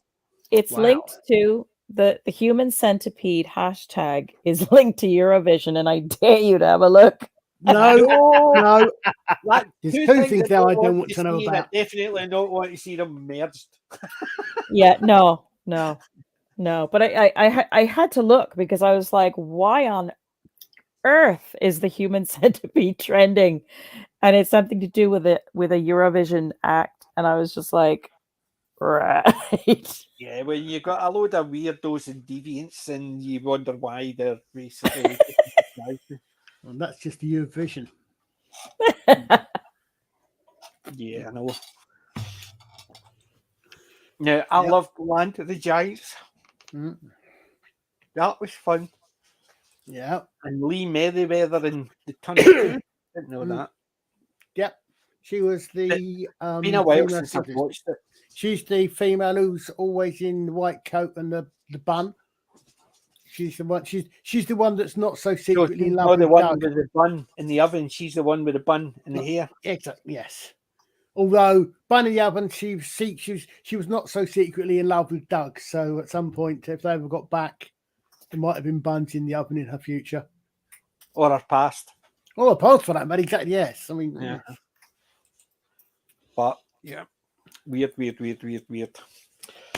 So let's. Do you know what we'll bounce to? We will bounce to Pick of the week. Still hate that. It's a thing now. It's a thing. It is a thing now, but now I can understand why Ronnie Barker hated doing the intro to Porridge. He always says he hated it, and I think it was because he heard his own voice doing it. Acting was one thing, but doing the voiceover for a different character, for a character who wasn't in. Norman Stanley Fletcher. Uh-huh. You are an habitual arrow maker. Yep. But so, who's got first? Who's up first? Who's on first? What's on second? I don't know. I don't know. It's on third. Third base. So who's up first? Do you wanna go? Sure. Nope. All right. All right. Here goes nothing. Okay, get the camera on. Okay. First off, this morning at the grocery store, I picked these up. Let me change the. Oh, Roundies. hello. I've never even heard of those ones. Nope, never heard of them. A roundie. And they're actual real Cadbury. They're not American garbage masqueraded as Cadbury. They're made in Dublin. Oh. And I bought the box, and the box, as you can see, is empty. Because I hope you bought the box. I ate dinner. I got home from dinner last night at about 7:00, meaning I ate dinner before 7:00. And I didn't realize I was going to be spending 3.5 hours at the Apple store today. And I didn't want these sitting in the car melting. So I sat there at the Apple store and ate the entire box because I was starving. I mean, starving. So I eated them. I eated them all up. It works for me. Okay, so then a couple of weeks ago, I found something in a store here where I live, and I thought my dear friend Wendology would like it. Yay. So I discorded Wendology and asked her and told her what it was and asked her for permission to mail it to her, and she gave me her address. And she said, in return, I'd like to send you something. So here is what I received from my dear friends Wendology and the Darren Zone. First, a box of carnation straws. Hey. And they really have little flags on them. They're really kind of cool. I can even tell you where she bought those because I recognize the lady. Yeah, Heron Foods. Napkins. No, they're in Heron Foods. Oh, really? Yeah. They look like the B&M, they look like B&M napkins. price tags. And then it says unofficial, but I don't care. It's still mine, and I'm happy with it. Yeah. Glorious black and white and color. So yes, very nice. Very good. Nice. And then the pièce de résistance. Yay! He's got his little. He's adorable. And his little crown. I couldn't help myself. I was gonna just send like the magazine and a couple of things, and we were in Smith's, WH Smith's, and I was like, "Oh my god, he needs to go. He needs to go to Julie. So So yes, he is my. He is very squeezably soft too. he is. He's adorable. He's He your Chuck. really is totes adorbs, as they say. Yeah. So he's your Chuck, is he? Chucky. Very Yeah. Yeah, I was He's cuter than the Jody bear. That's all I'm gonna say. Yeah. I was at shopping this afternoon. I bought some. I used the Fry's chocolate bars. Oh, I love Fry's chocolate. Fondant bars. The ones I like are the peppermint creams, but they actually get orange creams, and the orange creams and the chocolate creams were Coronation ones. Oh my Peppermint gosh! creams weren't. So I had to buy the peppermint creams without Peppermint, I'll just stick with them. Oh, I love those as well. Peppermint. They're arrow. nice. Yeah, I like the arrows. But I'm nearly finished them, but I love dark I'm chocolate allergic. bounties. I'm allergic to coconut, so Love the dark chocolate bounties. do you know I've got in my drawer? this is your diet, is it? Oh, those are my like survival Yeah, I didn't know rations you for had the those winter. over there too. Oh, we've had these for years and years Yeah. and years. Yeah. I grew up in them. They're my survival rations for the they're winter. wonderful. Tesco mints and chocolate eclairs. I like Fox's Glacier mints. I love those. Mhm. No, I don't have any Fox's Glacier mints. I've got chocolate limes. Okay. Oh, Tesco's the store. Tesco's the store. I'll not take anything else out. Not that I've got anything else. Honest. that's just my supply, just in case. Yep. So very nice. So what are you calling Chuck? I mean, your bear. I haven't decided yet. I don't know Right. what I'm going to call him. So Yeah. That's not a bad name. We'll Well- swap places. Considering George is only 9, maybe George. Geo. could be. He could be George the 7th.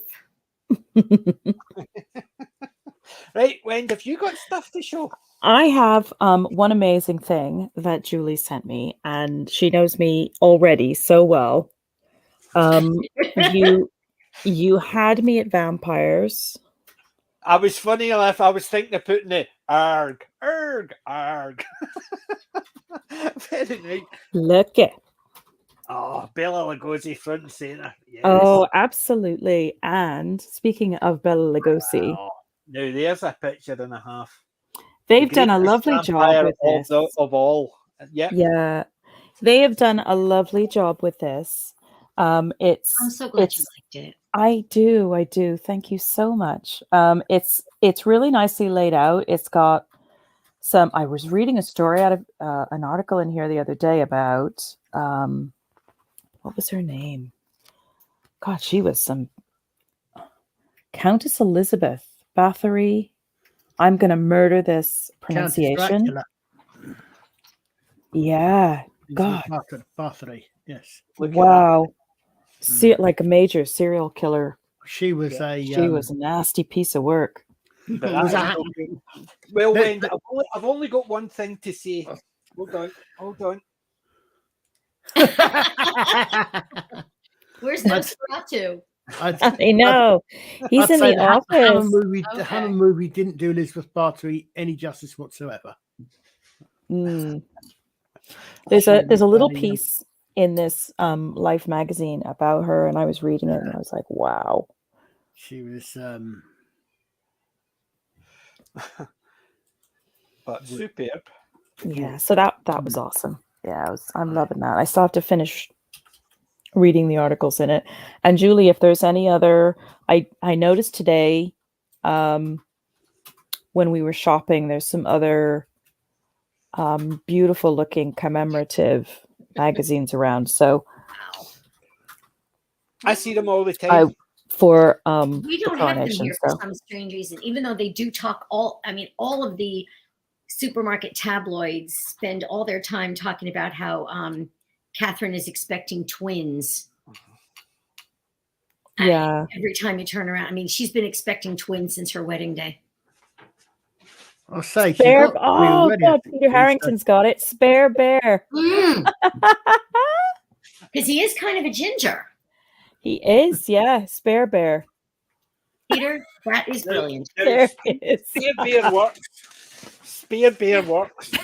Okay, that's his name, Spare Bear. Spare bear. Yeah, but that doesn't that kind of We've mean heard of you've got Care to get a Bear, Megan now we one have as well. Spare And Bear. I'm absolutely saying nothing because He's so somebody squishy. is going to buy the book in this house, and it ain't going to be me.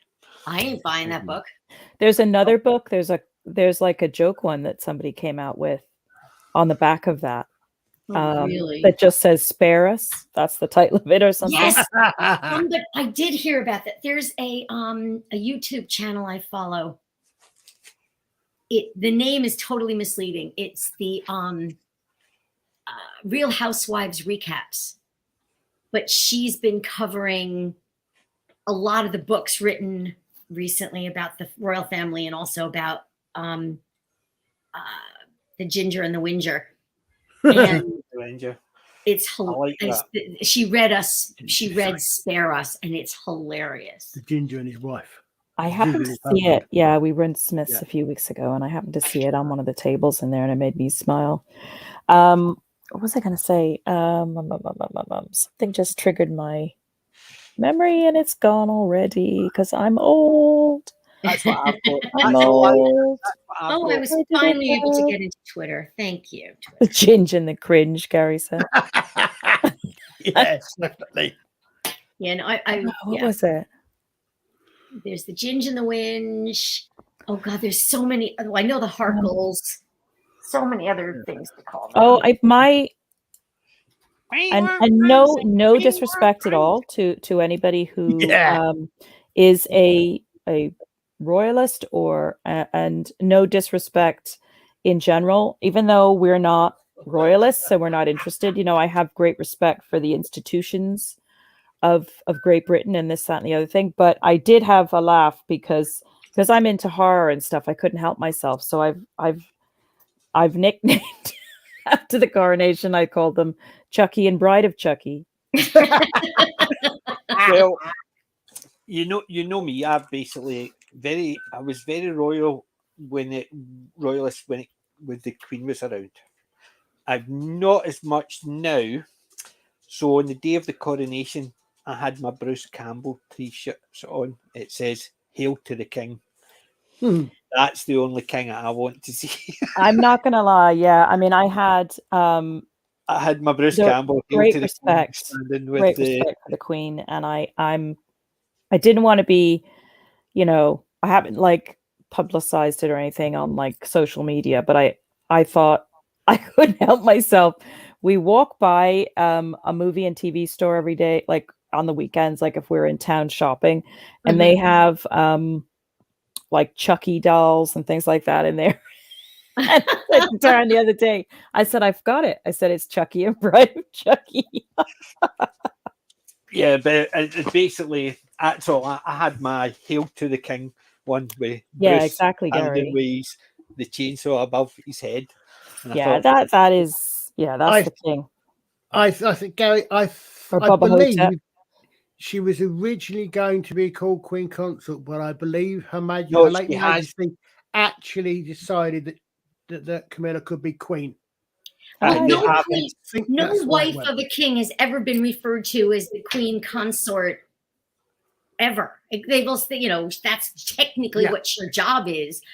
But Queen Elizabeth, the Queen Mother, was never referred to. Oh, the King and the Queen Consort are coming. It was just the King and the Queen are coming.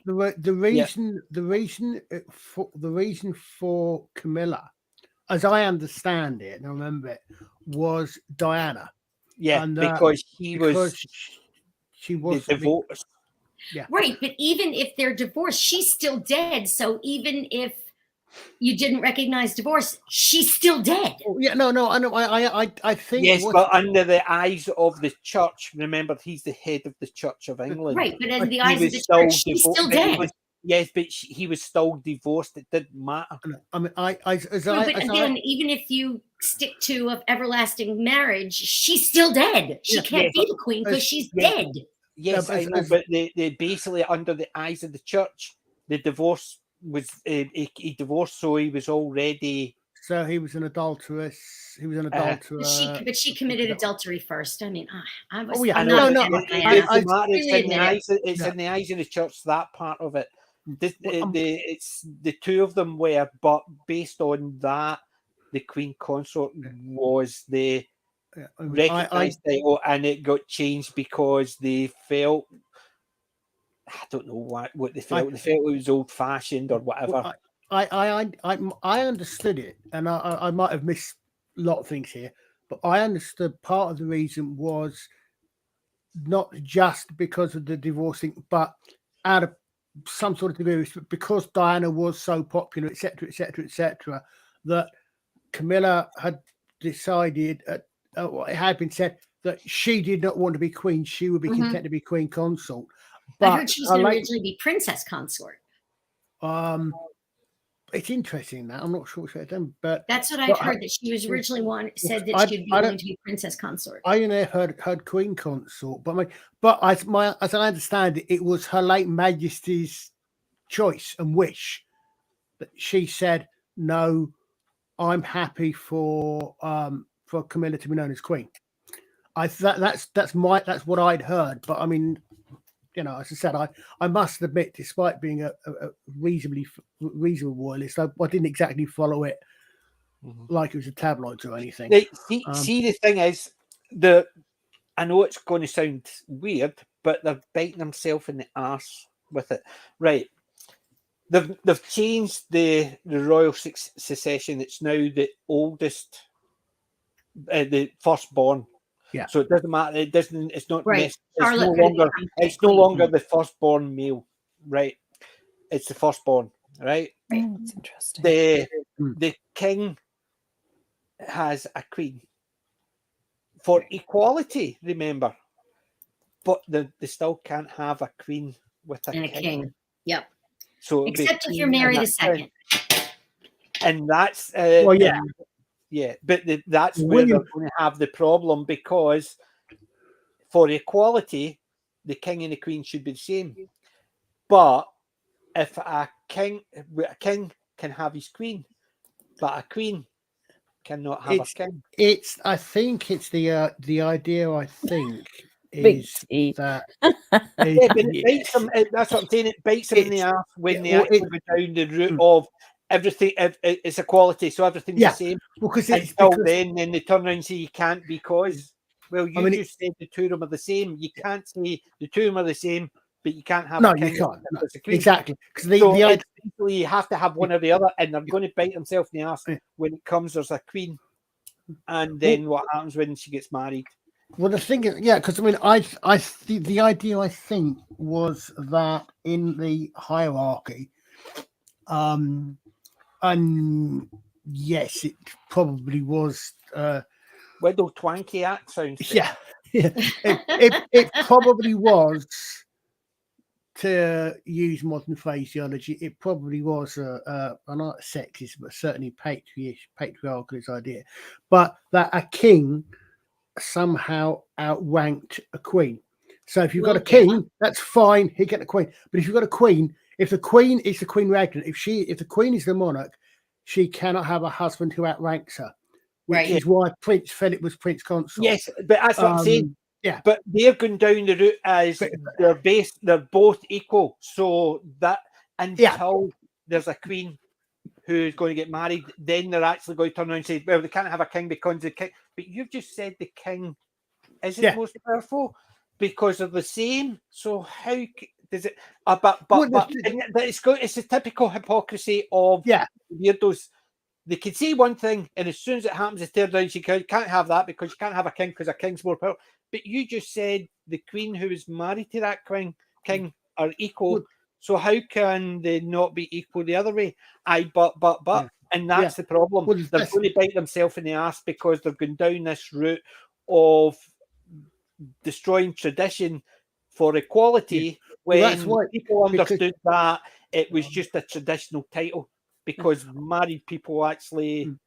Because the thing, because when it comes to a partnership, it's not just a case of the problem is two males, two females, one male, one female. It doesn't matter. It's a partnership, and for the head of state, it's a title, but it's still Mrs. and Mr. Well, yes, exactly. Or The thing Mrs. is, and Mrs. and Mr. and Mr. But whatever. But what the thing is, one person as a title has to have a particular title. Yeah, but it's a position, and it's a position where you cannot have it's a singular title, so you cannot have two people with the same rank. You can only have one person sitting on the throne. Mm-hmm. So if a king is sitting on the throne, it's not a problem. If a queen is sitting on the throne, that's when the idea of a king being equal. Unless, of course, you're William the but that's Third what I'm saying. I'm saying is if they go down the route, if both of them are equal, however, one is the head of state. So you would have had the king, Charles. He's the king, and the queen doesn't sit in the throne. Then something happens down the line. It's Queen Agnes is on the throne, and her husband, King Bob, right? He sits in the throne. Bob he can decide just because she is the recognised head of state, but they're still got the same title, king and queen. And that's what it should be if they're going down the route of equality way. They shouldn't actually turn around, but you can't be king because king's higher. But you just said the other way when he was king, you said she's equal to him. Yeah, it doesn't work. That's what I'm saying. They'll go down that route and they'll try and it's a system it's a system that we've had for 1,000 years, and it works. Of course it is, because it's not just the British. Just look what happened in Denmark. Well, yeah. Look at Queen Margaretha. She married Henri of somebody in France, and he to the day he died was ticked off that he wasn't named king. Yeah. Well, exactly. And then you got Monaco, where you've only got a prince. Was actually going. Well, they're a serene highnesses. They're not even royal highnesses. Yeah. I've got the booklet about Prince Philip. Well, but then, if I remember right, Prince Philip was Prince Philip because he was a prince in his own right in the Greek royal family, I think. Right, but he had to be named a prince of the United Kingdom. He was actually in line for Denmark and Greece. Yeah. He was Prince of Greece and Denmark. Yeah. Prince of Denmark. What does that remind me of? To be or not to be? Yes. That is the question. Whether there's nobler in the minds to slaughter his slings and arrows or outrageous fortune. Not that I know these things. Spot on. Such a good play. All I can say is you sound a lot better doing that than Shooty did. Oh, I thought he did well. Oh no, I thought he did well. Romeo. He's actually got Royal Shakespeare Company. I know he has. It's just that there you go. Retro Docs just hit it again. Yes, he did. John Travolta as Prince of Greece. We're on this. Hold on. I'm actually going to. The other thing I also thought was if you're going to do something like a line, a few lines from Romeo and Juliet, do something a little bit more known. You know, because if people aren't that familiar with the plays, then I have to do the balcony scene. I have to admit, I had that. I thought to myself, "Geez, I hope they don't do Hamlet." But David Tennant did Hamlet. No, I meant in conjunction with the coronation, like to actually, you wouldn't want to put on Hamlet in front of the king. Oh, that's cool. The one to have done would quite possibly have been Henry V. Put Macbeth. But yeah, it was an interesting choice, and I guess maybe because I don't know, maybe it was a request. Maybe it was a request. Who knows? As I said, if they'd had Shooty playing Henry V, I would have been reaching for something which is in my bedroom, and it's not my bed, but it's something highly appropriate to Henry V and Agincourt. Yeah, bit of wood. Right. Seems we're on the royal bit, right? My Hey, Cam first Cam. DVD. It's nothing to do with anything, honest. Oh, we've got that. Yeah. I picked it up. I just thought, the first Oh, movie was I actually know good. it exists, but I've never seen it. The first movie I thought was good. The second one, not so much. I don't think we've seen the second one. Kingsman, the Secret Service. Yeah, is that the third one that's the prequel? Or not? Or is that the second one? No, this is the first one. This is the first right. one where it starts. Hmm. Where, yeah, I mean, seen you've that one. got Samuel L. Jackson that is the Mhm. Elon Musk-ish type character. Hmm. So he is. And I picked up another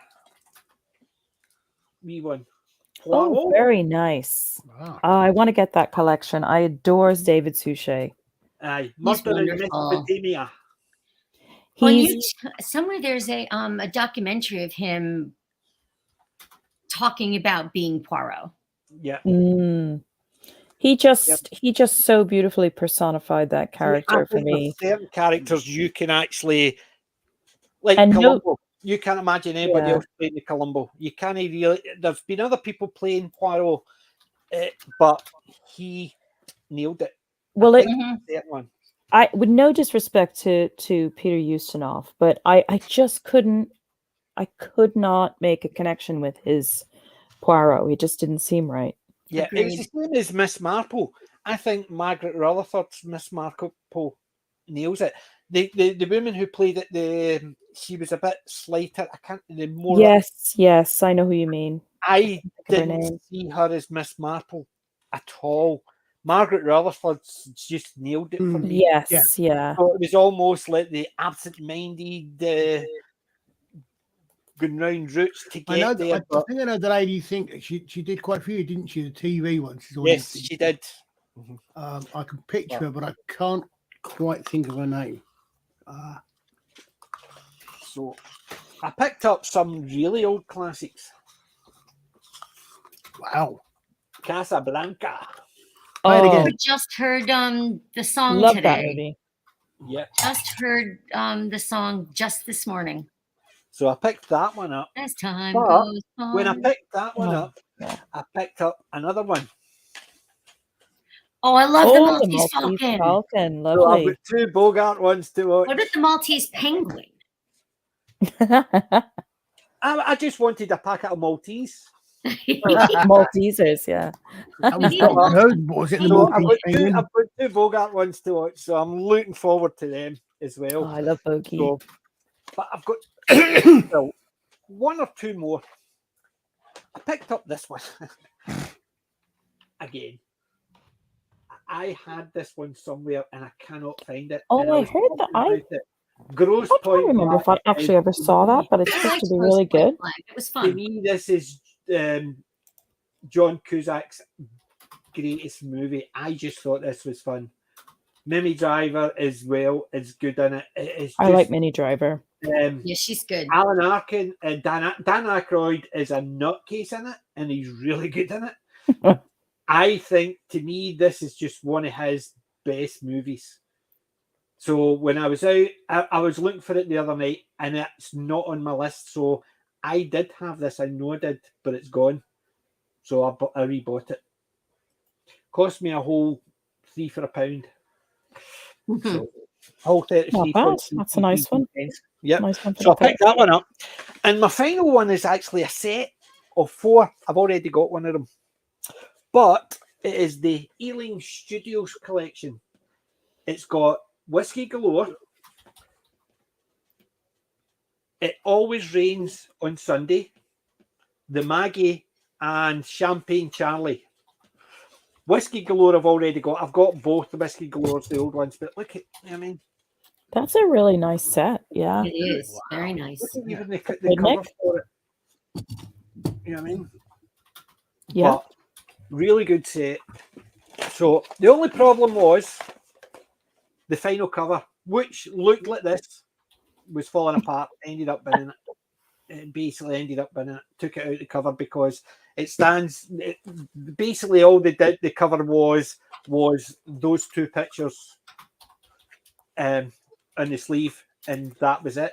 And it was all falling apart. So I just took it out and just left it like that. But I picked that one up, and I'm really happy because I haven't seen the Maggie. I've seen the other ones, and I love Whiskey Galore. Champagne Charlie I quite enjoyed as well. Always Rain on a Sunday. It was that long ago. It was one of those ones that's in my memories. I can't even remember it, but I have seen it because I remember the title. But the Maggie I've never seen. So I'm looking forward to seeing that one. So that's my this week. Actually, tell a lie, that's not this week. That's 2 weeks. That's for 2 weeks' time because I'm got the Detectorist, Monkey Magic, and other bits and pieces to watch this week. Because I need to get Monkey finished by the 29th. And I started the Detectives again, so I've got 3 seasons of that to watch. So that was my collection, and I was very, very happy with the Casablanca ones, the basic Bogart ones, and the Grosse Pointe Blank again. I think Grosse Pointe Blank is underrated for a John Cusack movie. Oh, it's a great movie. I've heard nothing but great things about that movie, and it's a lot of fun. I've seen it. Sure, I heard someone mention that in the chat over the last couple of days somewhere. Bank. I'm sure I have. I saw your comment then. I was talking about it in work the other day, and then I come home, hunted for my shelves, couldn't find it, so I'll check my database, and it is definitely not in my database. I was sure I had it. God knows what's happened. I've probably loaned it to somebody, forgot who I've loaned it to, and then that's it. But that's my thingy. So I had to go out after I went detecting for 4 hours. I nipped into town to the charity shop. there was a load of stuff. I walked in and then sitting in the shelf, the full box set of Babylon 5, and I thought, £25 for the box set. That's a good price. Yeah. The one cost £80. Oh wow! Yeah, so £25.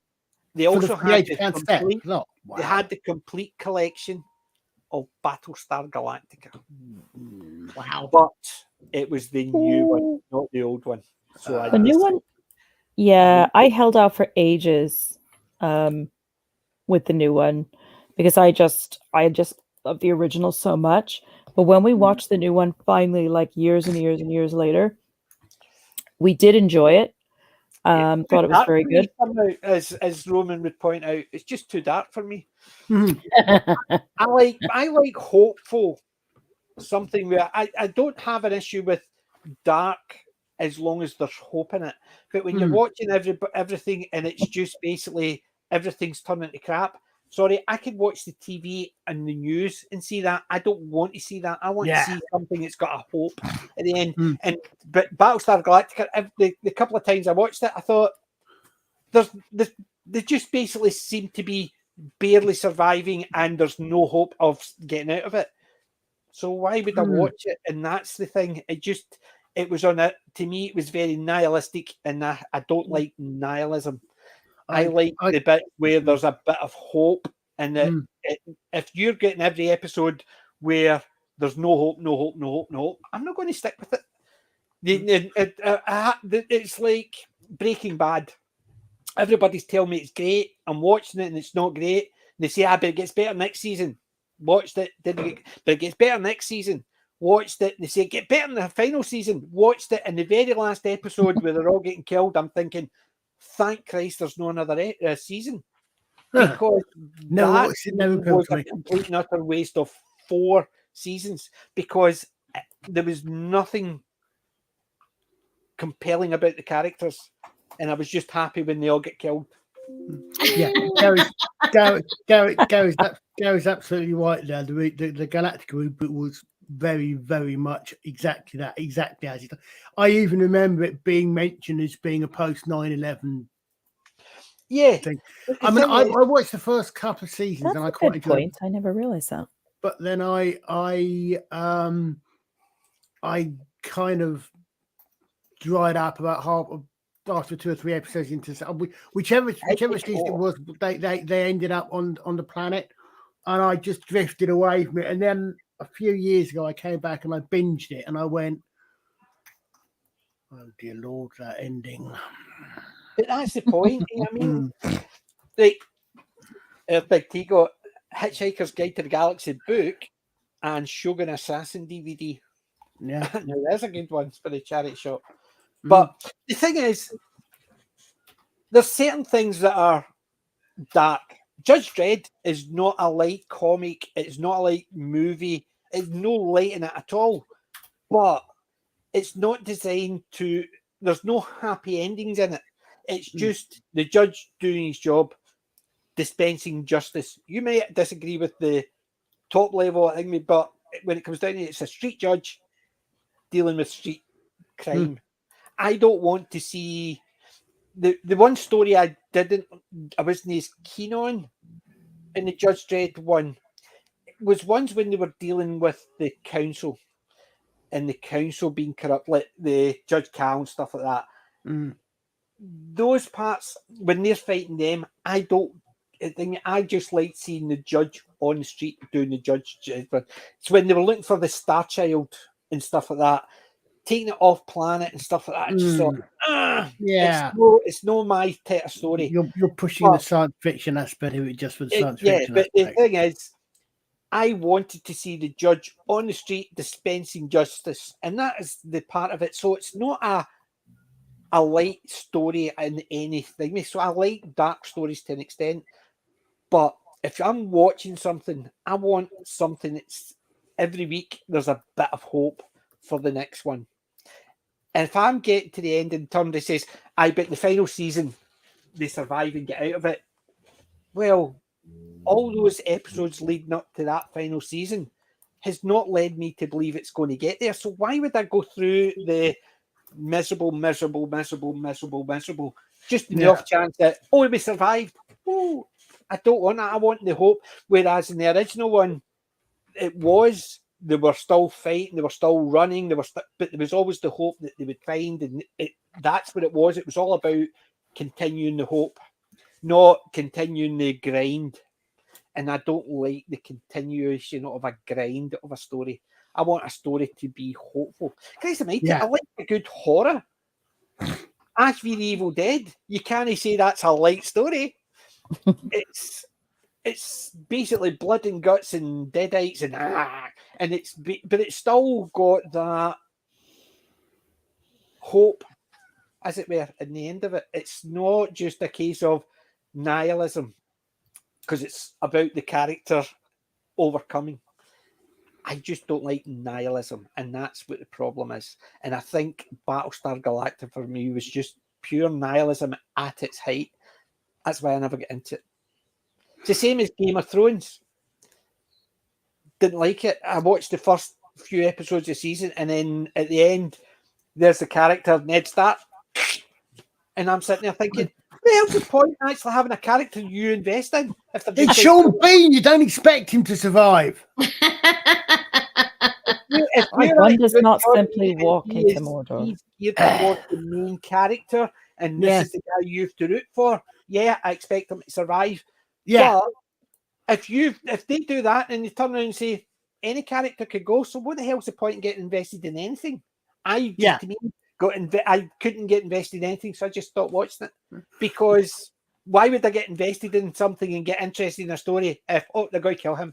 I do one better than that one. I watched the first 4 episodes because there were 4 episodes on there were 4 episodes on the disc that I rented from Love Film. Didn't bother with the rest. I watched the first disc of Game of Thrones. I watched the first disc, and I might well if it weren't for the fact that I know it's. You dropped out. Joan Joan Hicks and Wendy. Thank you. Yes. Yes. No, I watched the first 4 episodes, and I just didn't get attracted to anyone. I might go back again if it weren't for the fact that I know how it all ends. But I think the Game of Thrones was another one of these ideas where, from what I can see, from what I've heard, the main problem with that for a lot of people, they overrode the books. The books they came to the end of the books, and then they're sitting waiting for the end. There is no end. In fact, I believe that main I think character it's their own stupid is still fault. has been bleeding to death at the end of a battle for the last 10 years or whatever since he wrote the last book, as I understand it. But the problem is, to me, it's no his fault. He got a lot of money. Oh, yeah. And he went out and went crazy with it. Really, if you're getting to the end of your life and somebody gives you a shitload of money for the books that you've done, and in the off chance that you'll finish it, really, do you really care? You've got the money to actually survive the rest of your life. Yeah. So but to me, it's the people who buy the show. They're at fault 100% because you know what you do. Buy a series of books that's already finished. No problem. I just taken a mouthful of coffee when I saw Gary's comment. What did Gary do now? Should have been a sitcom about competing toilet Oh, salesmen. God. Carry on at your convenience, Gary. Oh, Gary. Memo to self: do not read chat with a mouthful of coffee, especially Gary's. It's inconvenient. But the thing is, yes, the people who direct these and produce these, to me, the books and the writers are not at fault because they're purchasing the books, knowing it's not complete. Yeah. It's your own fault. So what the hell are you expecting? So your own fault. You've bought something that's incomplete, and you're giving the guy who wrote it a shit ton of money on the hope that he's going to finish the book. But they also buy books that are finished and then say, right, we've got the books. I wonder where we could be going with this one. Let's change them completely so they're unrecognizable, but we'll keep the names. What the heck's the point? Wonder what you could possibly be talking about there, PJ. I'll not talk about Wheel of Time at all. No. The Wheel of Crime. But it's the same right across the board. Did they ever make a second series of that? They're in the process. It's about to be released. Still, flaming hell. Accordingly, it has been done because I've been on to a few of the guys, the Chihuahua, the Dragons and stuff like that. They cover it. I was on before Wheel of Time started, watching the guys, Prophet of the Dragon and stuff like that. And then once it hit and I started watching it, I just get rid of all my stuff and stopped even looking at reviews or stuff like that. So I went back because they were looking at the books, and there's currently season 2 is almost complete. Well, apparently it's most of the way complete on Rings of Diversity as well, isn't it? Yeah, but it's just the thing is, it's all absolutely guff. I just don't understand why they want to buy a book and then completely change it so it's no recognizable. They want to buy a book for exactly the same reason. They don't care. But the problem is, I understand that they have got no talent, so they can't write. That's why they want to buy what's the point in buying the book to completely change it? Because then they're having to write, which they can't. Because more people will see an adaptation than have read the book. Yeah. Overwhelmingly. Yeah, when I use the example. When they're buying the books, they're buying that preset audience to start off with. Yeah. And but you've also got people who will say, you've also got people who will say, oh, I never got around to reading the book, so I'll just watch the adaptation instead. Yes, but when they come round, when it starts out, they're purchasing it for that audience. Then they're turning around to that audience and go, woohoo, bye. Well, they did that in Bridgerton, for example. Yeah, but I've read who's a racist who actually thinks. I have read every Bridgerton book. I didn't know there was a series of books. I've read every Bridgerton book. They're by an American author named Julia Quinn. And her first book, she got all the honorifics wrong, but in later editions, they were fixed. But I've read every single one of the books, and there are 8 of them, and I loved most of the books. I'd say I liked 6 out of the 8, to the point where I read 3 out of the 8 regularly. I love them. Unfortunately, in a perfect world, colorblind casting wouldn't matter. However, in Bridgerton, they took people who in the books were white and not only made them black, they made them black activists. So a black earl's widow tells a black duke that you've got to behave yourself because Queen Charlotte paved the way for us. Whereas in the book, none of this ever happened. So I refuse to watch Bridgerton because it bears zero resemblance to the books. Zero. The reason is quite simple. That it's exactly the same reason. Right across the board. It's exactly the same reason we're going to get a black Ariel, because they are not writers. You look at all the comments coming about Cleopatra. They are not writers. They're not even activists. They're agitators. Well, yeah. Well, they're considering the actress behind it turned around and said to the whole of Egypt, "We don't care. You're wrong. The whole of Egypt, they're oversensitive." And they're still putting it against as if it's a documentary. And they're turning around and saying, well, it's not a documentary, but you're still advertising it as a documentary. You're calling it a documentary, but you're saying it's fictionalized. Well, it's not a documentary. It's either or. You're saying it's a documentary, but you're saying it's fictionalized. So it's either a documentary or it's not.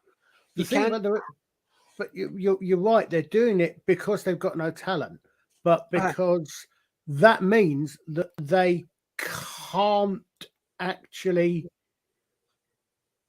Sorry, how am I causing a spit take to Retro Doc? This confuses me now. I'm just wondering what I did that caused him to spit take. Oh no! Sorry. You mean you caused me to? Yeah, sorry. Yeah. No, I get you. Yep, sorry. No, you caused the first time you shouldn't even. That's the first time you've caused one. I'm amazed. I'm surprised at that. No, the reason is they've got no talent, so they take something that people are going to like. That people are going to come in because it's known, and then they're going to put their spin on it because they can't actually have the talent. I mean, perfect example for me would be. I mean, I've never seen The Little Mermaid. The Little Mermaid, the animation one, there was in the charity shop, there was 7 books, all Disney ones, and it's all the ones that have turned into live action. Somebody's obviously went, crap, and put the books in to the charity shop. They were the animated, all the images, the Lion King, Aladdin, the Little Mermaid, and there was the other one I can't even remember, Beauty and the Beast. They were all in it, and they were all the ones that turned into live action. Somebody's obviously went and handed them over because and they were all the ones with the animation, and the animation was good. I liked it because I grew up with the kids with the sing-along songs. Well, again, I and stuff like that. I mean, I didn't. So, but I mean, there was what was her name? Grace Randolph was making something. But there was a comment that she made, which I thought, again, not having seen the story, which, if she was correct, made sense. Where she's saying a lot of it set in the Caribbean, that makes a degree of sense. But if you want to have a black mermaid, fine. What you do is you have Ariel and her hubby go on holiday. Whatever you do, there was a black mermaid, and you have them, or you have that character, but you have Ariel and whatever it is. She basically you have them in the first 10 minutes of the movie. They meet the Black Mermaid, and then the Black Mermaid goes off and does her story. But the thing is, they didn't need to do that because in the original Little Mermaid, there was a black mermaid as part of the group. It was around Ariel. Fine. In that case, yes. Go. In that case, They've already said, I bet it was done, but there was there. You just ignored it because you wanted the front centre. Make a movie about the other mermaids because Ariel's had her day. She's made her life. There's other mermaids that may actually turn around and say, I wonder if we could do something like that and meet our man. Do you know But what? no. I don't. Yeah, but you know what? No, I'm not gonna. I'm not gonna give it all up for the love of a boy. So I'm not sure that's necessarily a bad reason that you want to change because you're changing for that one. That one there that Peter's put up, wasn't there a Lady and the Tramp live action recently? I hope not, but I've never even heard it. But I can't imagine the two of them with the spaghetti. I was going to say, if they do, I hope the SPCA went after them for making dogs eat spaghetti. Yeah. We know when they say live action, they mean CGI. Him. I told you about my dog Buster when I was growing up. It's the only dog I knew could eat spaghetti properly. He was a white dog, and he would get a bit of spaghetti, go, and he'd go, and he had all the conserve marks all around his mouth. That's how he ate spaghetti. He would basically, we would be, and he would be going, and doing, and he basically, so the RSPCA about dogs eating spaghetti, Buster loved it. That was one of his favourite dishes. Any chance he'd be sitting there, his food would be sitting next to him, and he'd be going, spaghetti on the table. I my remember. mum had to put a spaghetti out for him, and he would stuff his face with it. She had to make one separate so it didn't have garlic and all that in it, but it had the mince. But, yeah. Oh God, he loved his spaghetti. So I can't That's say anything funny. about RSPCA. Lady and the Tramp was quite regular. If Buster had actually met another dog that liked spaghetti, I could have imagined. Lady and the Tramp was sweet. I could have imagined The original, Buster the original cartoon was it still remains one of my absolute favorite of all of the early Disney cartoons. I loved it. Absolutely loved it. Big T, go and see Sisu. It is absolutely fantastic. There's a couple of, I said they're a bit off, but it's not. I was watching the Drinkers review about it.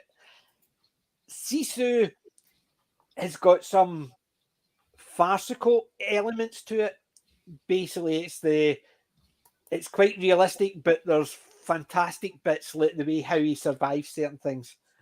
But watch Sisu. It is absolutely amazing. It's good old-fashioned killing and a single story. It's fantastic. But Lady and the Tramp is definitely still, I think it's one of the fun ones. And I've told you about Buddy, who looks like his mum. His mum always reminds me of Lady. Although it's a Yorkie, she's just got that look about her, and she always makes me Lady from Lady and the Tramp. Yeah. And I keep saying to a lot, I keep saying to Buddy, I would steal your mother and dump you. And Rachel shouting at me saying that to the Doug. I said, the Dugs don't understand it, but if I had a choice, I would take Bella. Because she's just got that look about her. She's just this wee, she wants to carry on all the time, and she just looks like Lady. Yeah, I grew up with all them. The kids watched them, and I loved them as well. I loved Aladdin. I loved Lion King. No, so much. I did watch it, and the kids loved it. Hamlet.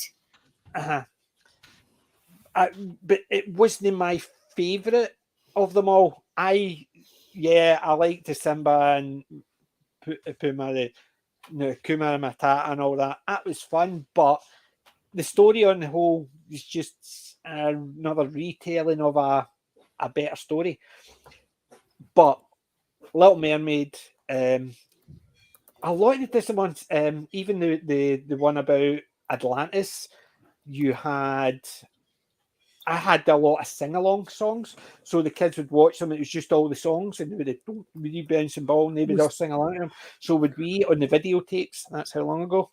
But all the Disney ones, I love. I've got a load of the Disney ones up there, and not one would I pick up, even at a charity shop for pennies. Any of the live action stuff, I just would not even come anywhere. Beauty and the Beast, Christ Almighty. I would quite happily watch Beauty and the Beast. Wouldn't go touch the live action one with a barge pole. Well, it's got Emma Watson in it, so that's a pretty good reason for not bothering. But no, it's just the live action anything. Especially the biggest laugh I've ever had is when they were explaining the live action Lion King. You realise that's actually CGI. I was going to say, you mean live action? No, it's not. no, it's CGI. animated. Yeah, it's animated. It's CGI, but because it's not drawn like a cartoon, they think it's live action. People have explained to me about the live action ones, and they always mention the Lion King, but the Lion King's no live action. But it looks it. There is one. Eh, Isn't there a live action Lion King now? I think there. I don't know if it was, but Well, did I actually Disney probably did do some really good things versions of the Lion King. Do you remember Disney time when we used to get Disney wildlife? You broke up again. Do you remember when they used to do wildlife things? You Disney? mean yeah, they would actually have the rock, and it would show the curves and stuff like that. Yeah, you know, I mean, Disney used to do what wildlife.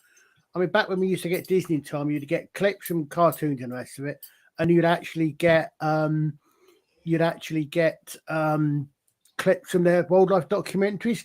I was thinking that Mr. H dropped a video recently, not talking about Disney Lucasfilm to be precise, but will Lucasfilm up Grand Admiral Thrawn and new Star Wars? So you think it's a question they won't? It's Disney. They will fuck up everything they get their hands on at the moment.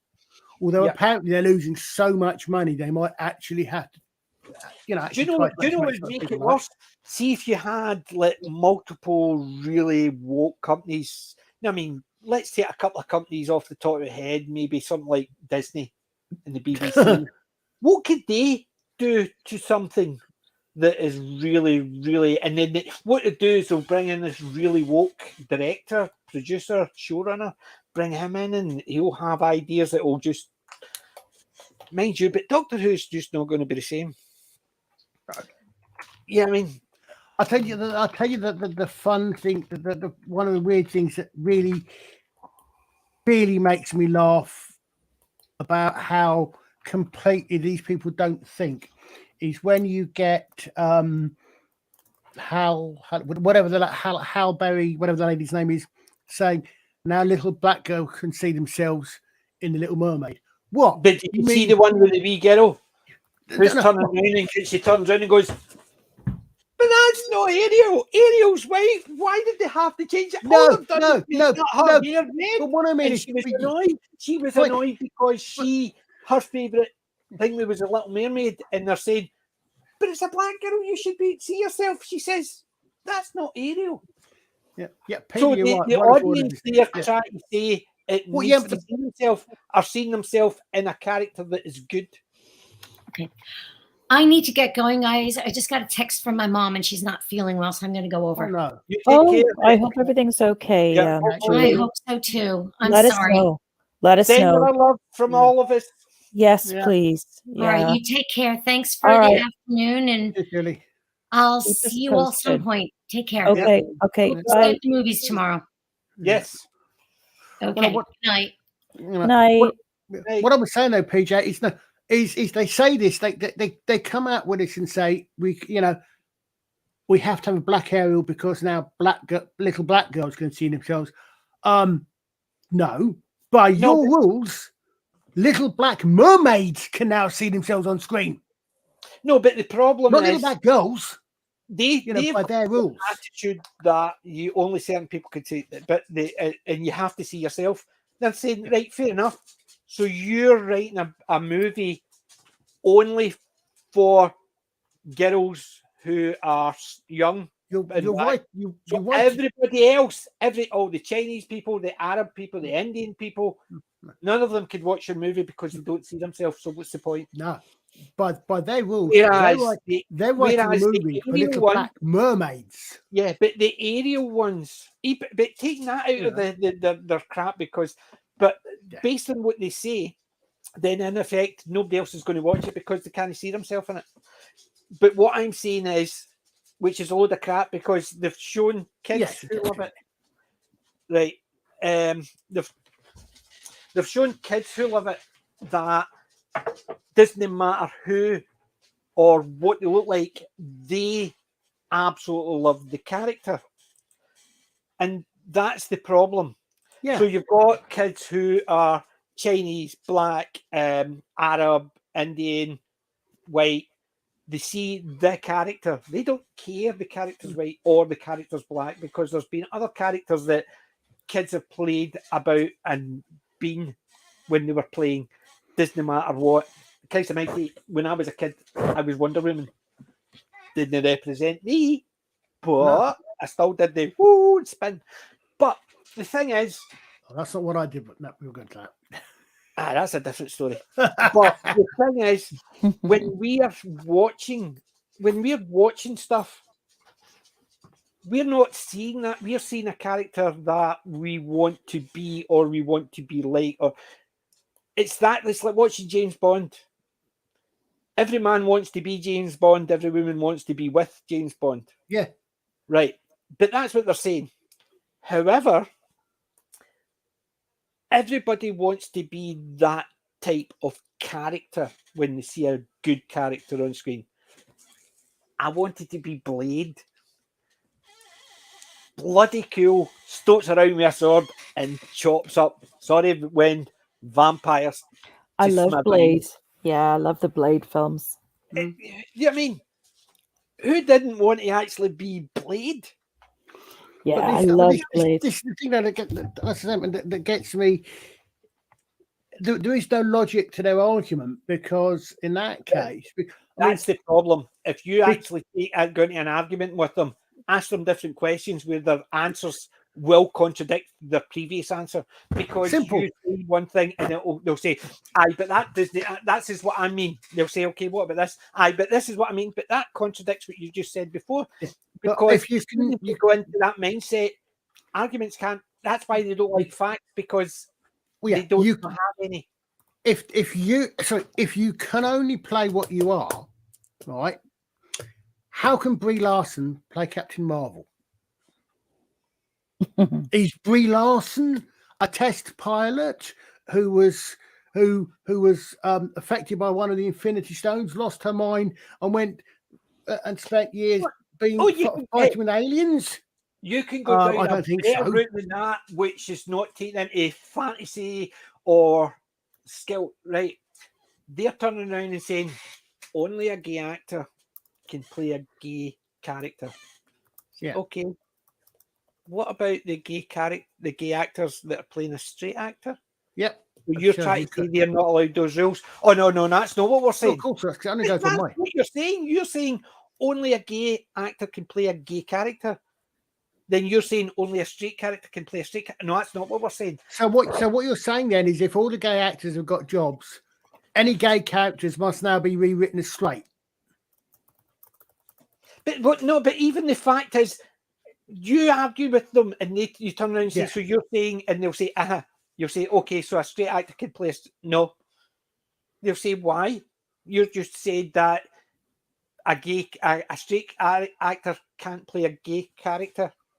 But that's correct. But so how can a gay character play a straight actor? Under your rules. I saw a quote from a while ago. I saw Sir Ian McKellen being interviewed about this.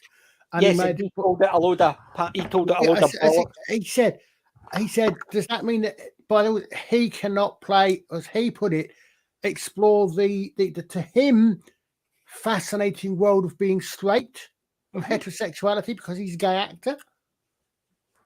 Look at the birdcage. Look at the birdcage. Right? Ian McKellen was in it. Patrick Stewart was in it.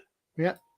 And Patrick Stewart played a flamboyantly gay character with Ian McKellen. And the two of them had, as they said in interviews, they had a ball playing those characters. Well, I'm still waiting for Tom Hanks to give back the Oscar he won for being a gay AIDS sufferer was it Philadelphia? Because he's married, See, these nutcases, they can't have because as soon as you turn around and say that, they will, oh, no, that doesn't count. But you just said, based on your rules, oh, no, the rules don't apply that way. So you're saying it's nothing to do with rules. It's all to do with your preference. And that's when they start losing it. And that's why they start shouting, because they don't want to hear you saying good arguments. So Melvin, that's exactly the point. See when they actually, that's what I'm saying. See if you go down the route, well, you can't see only a black mermaid can play a black mermaid. Don't take it to the, I know it sounds, they're putting it to the ridiculous point, saying you only can see, but what I'm saying is, well, you're saying that. So what you're saying is, it's only for kids who are female and black. Everybody else is not to watch it because they can't see themselves. So you don't need to take the part as only put somebody that's a fish. That's what I'm saying is, because it doesn't even need to go to the extremes. You do it right to the point that they say it. But even though what they're saying is, if you're taking it exactly the way they're saying it, means that only an alien can play an alien, an android can play an android, because that's the way they describe it. But what they're saying, but we mean is, well, take it to what they mean is. So you're saying is, it's not for me because I'm white, I'm male, and I'm old, and I'm straight. You should watch it. Why? It's the same as the new Charlie's Angels. It's not for white men, straight white men. It's not for you. Why aren't you? So you won't expect me to go and watch it then? That's fine. That's okay. That's fine. But if they complained that people with men weren't going to watch it, even though they told them it's not for white, it's not for men. Okay. So you won't. Okay. So you won't mind that I never went to watch Black Panther: Wakanda Forever because it wasn't made me because you know, so they won't have any problems with me not doing that. That's fine. That's good. Yeah, because I never watched it. The thing is as well, if there was a guy who was white, nearly 60, bald, had a beard, and was Scottish, with an Italian surname, still wouldn't see myself in it. Yeah, because it would be modern, which means it would be shite. Oh yes, exactly. I wouldn't want to see myself in a shite role. I want to see myself in a good role. Do they not actually realise that the majority, I think, of the people that at least pay for that, go to remove the rest of it, are males? Probably the majority in this country, and I believe still the case in the States, although I'm genuinely not sure what the demographics are white males.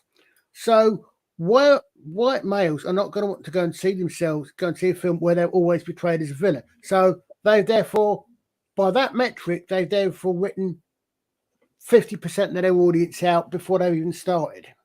But that's what I'm saying. They think people don't listen to them, but they think people do listen to them. So they say stuff and then complain that people listen to them, but they say the stuff hoping people will listen to them. Yeah, it's absolutely. They're psychotic. So yeah, it's absolutely nuts. Just so these are aware, we're on a 15-minute timer. I want to be finished by 11 o'clock tonight. Oh, okay, mate. Okay. Up early tomorrow. Good, I can go back to playing for that 3 then. I was just gonna actually break in and say I was getting ready to probably sign off and head off to bed now in a minute as well. I say it's later than your normal bedtime anyway, isn't it? Yeah. You've gone nearly an hour, 3/4 of an hour ago. So yeah. Nice that you're able to stay out later with us. Yes, it is nice to be able to. He says, try to voice that in a way that doesn't actually sound condescending or rude, but actually sounds good to stay with us. I know. I'm usually like falling asleep completely bored out of tears by this time. Not that she's bored out of tears talking to us and falling asleep when we are speaking. Not at all. No. So, if you get any plans for the coming week, what you're watching, doing, anything like that? Us? Yeah, we're the world. Well, we are currently watching the Time Meddler series with William Hartnell. Mm-hmm. We're going through that and with watching all the extras on the disc and everything. With the good old Carry On character. That's right. Yes. Yep. Yeah, he's really good in it. He is. Considering any time I'd seen him before, was a comedy role. The probably bumbling can't unsee it now. mayor Yeah. or the Mm. drunk town. It just seemed, and then you see him in that, you're sitting there thinking, "Oh, he can act." You think you're watching it when is the character? That's what someone was wondering, because we've only seen him canonically on TV in one episode. Sorry, in one story, which is the Time Meddler. Right? Yeah. Is he called the meddling monk in that, or is it just a case that he's playing the character he happens to be disguised in that one as a monk? I'm not sure. I'd have to. We haven't finished watching the whole thing, and it's my first time seeing this story, so it'd be like one of those things I'd have to go back and rewatch and see if he's actually referred. Yeah, because that's occurred to me. I would say for someone who has listened to a lot more audio or Audible or whatever ones. Me? Colin. Yeah. He's listened to a lot more audio ones than I have. Yeah. Has he appeared in any of the audio ones? Yes, he has. I can't remember necessarily listening to them, but I'm thinking, amongst other things, fine. Would the Gallifreyans, would the Time Lords even have the concept of a monk? It's literally just occurred to me. But yeah, but okay, but is he called? Do we refer to him, that character, as the meddling monk? Because the Time Meddler was the series he was in meddling, was what he did, and he played a monk. Is that why? Or was the character always the meddling monk right from the start? That's what that I wonder. A bit of a chicken and the egg thing. Yeah. You know, I'm just wondering. Just why I said. I've not seen it, but I must get. So he was also in the Dalek Master Plan. Oh, we'll see. Okay, Peter, thank you for that. It's a long time since I've seen any of that. Yeah, I know he's been in the audios because I think Graham Garden played him. I think Graham Garden's played him. And I think someone else as well. I'm not sure, but Peter Graham Garden, I saw that as well. Yeah. What does anybody think about the new version of Blade? Heard any good or not bad? Seen it. Not you seen mean it. You mean the one that's never actually going to come out? I don't think it's going to come out. I don't think it's going to come out. I hadn't even heard they were doing a new version of Blade. There's no way in earth they could take anything that would crap on Wesley Snipes' character. Nobody beats Wesley Snipes. Everybody compares things to the old ones, and the problem is they turn around and say, "Aye, you're just liking it because it's a white character." And I can't say that about Blade, because Blade is a great character, and he's a black guy, and he's still a great, most loved, one of the best seasons out there. She's laughing at Peter's comment. When it's supposedly he's a bit blunt. Yeah, I mean, Mr. H has done several videos on that one as well. But it's been supposedly going to be starring Mahershala Ali, if I can pronounce her name right, who's almost as old as Wesley Snipes was, and he played it. Okay. But the prevailing theory and rumor is that it's going to start off on it. Being as this is 2023, it's basically going to be a movie which is going to spin off for his daughter. Is going to be the lead from now on. Oh, what a surprise! Surprised with that. Yeah. And anyway, you're not going to have vampires from all over the world. They'll all be from a particular melanin range. Oh, they will all be from all over the world. They just want to have the same melanin range, despite the fact that most of them will be from Northern Europe and Northern America. If they just create new characters, I'd watch that and give that a shot. But I'm just sick of the sort of dragging in established characters in to sort of just shit on them and then bring somebody else in. I'm like, nah. See, to me, that's the point. Like the Wheel of Time, I always go back to.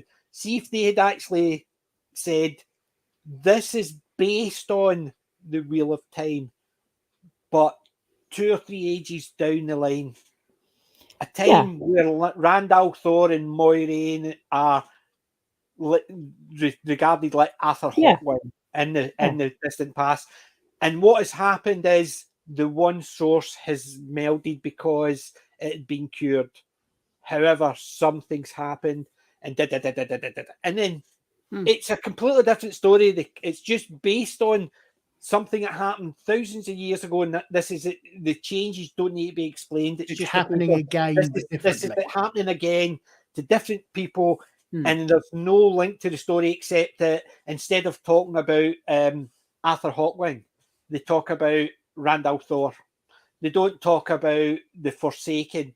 They talk about the saviors, the whatever they want to call them, the Ashaman and the Aes Sedai, who bonded each other and repaired the world.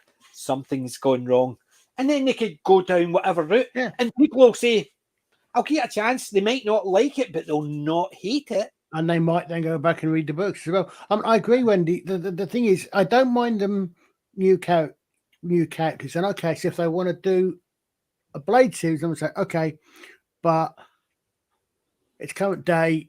We need to have a female lead. Okay, fine. So have a Blade movie in which you bring Blade back. You don't disrespect him.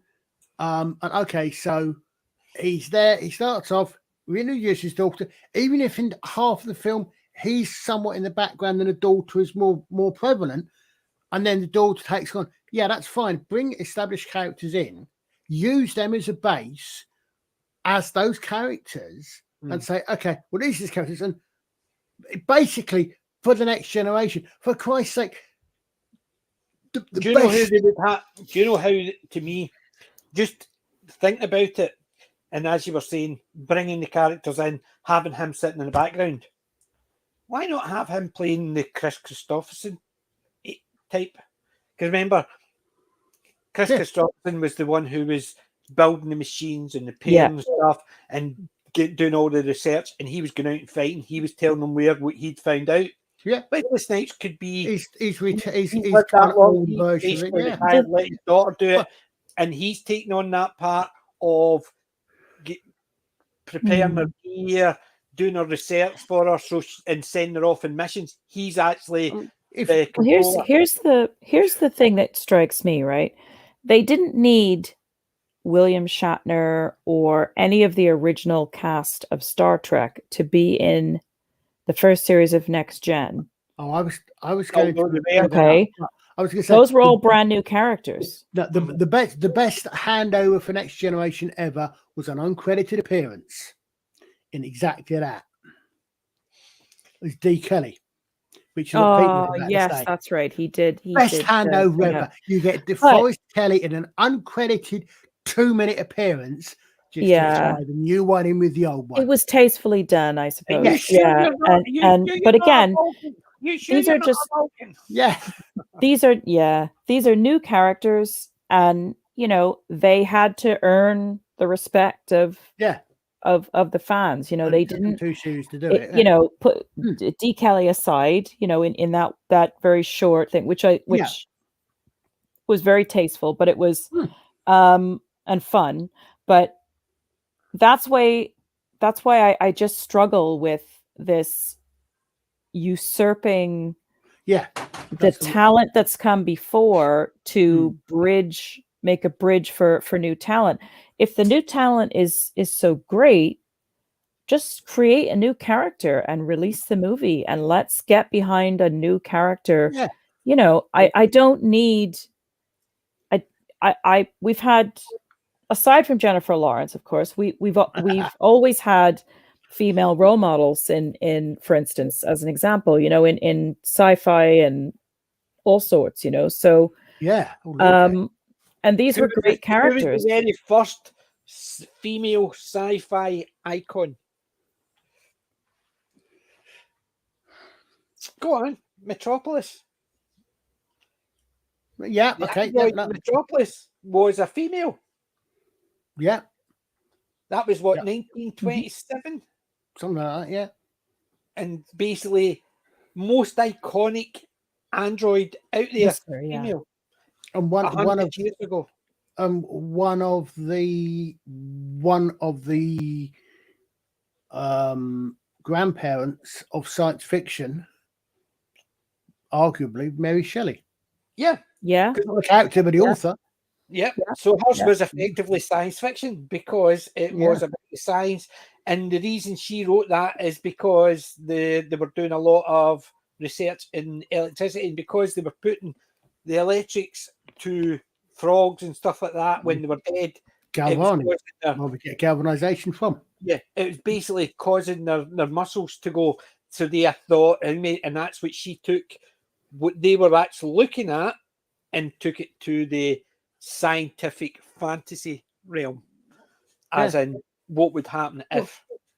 I mean, I've said number of times, going it back to Doctor Who. You actually had an actual, genuine, literally trans doctor. Her name was Jenny.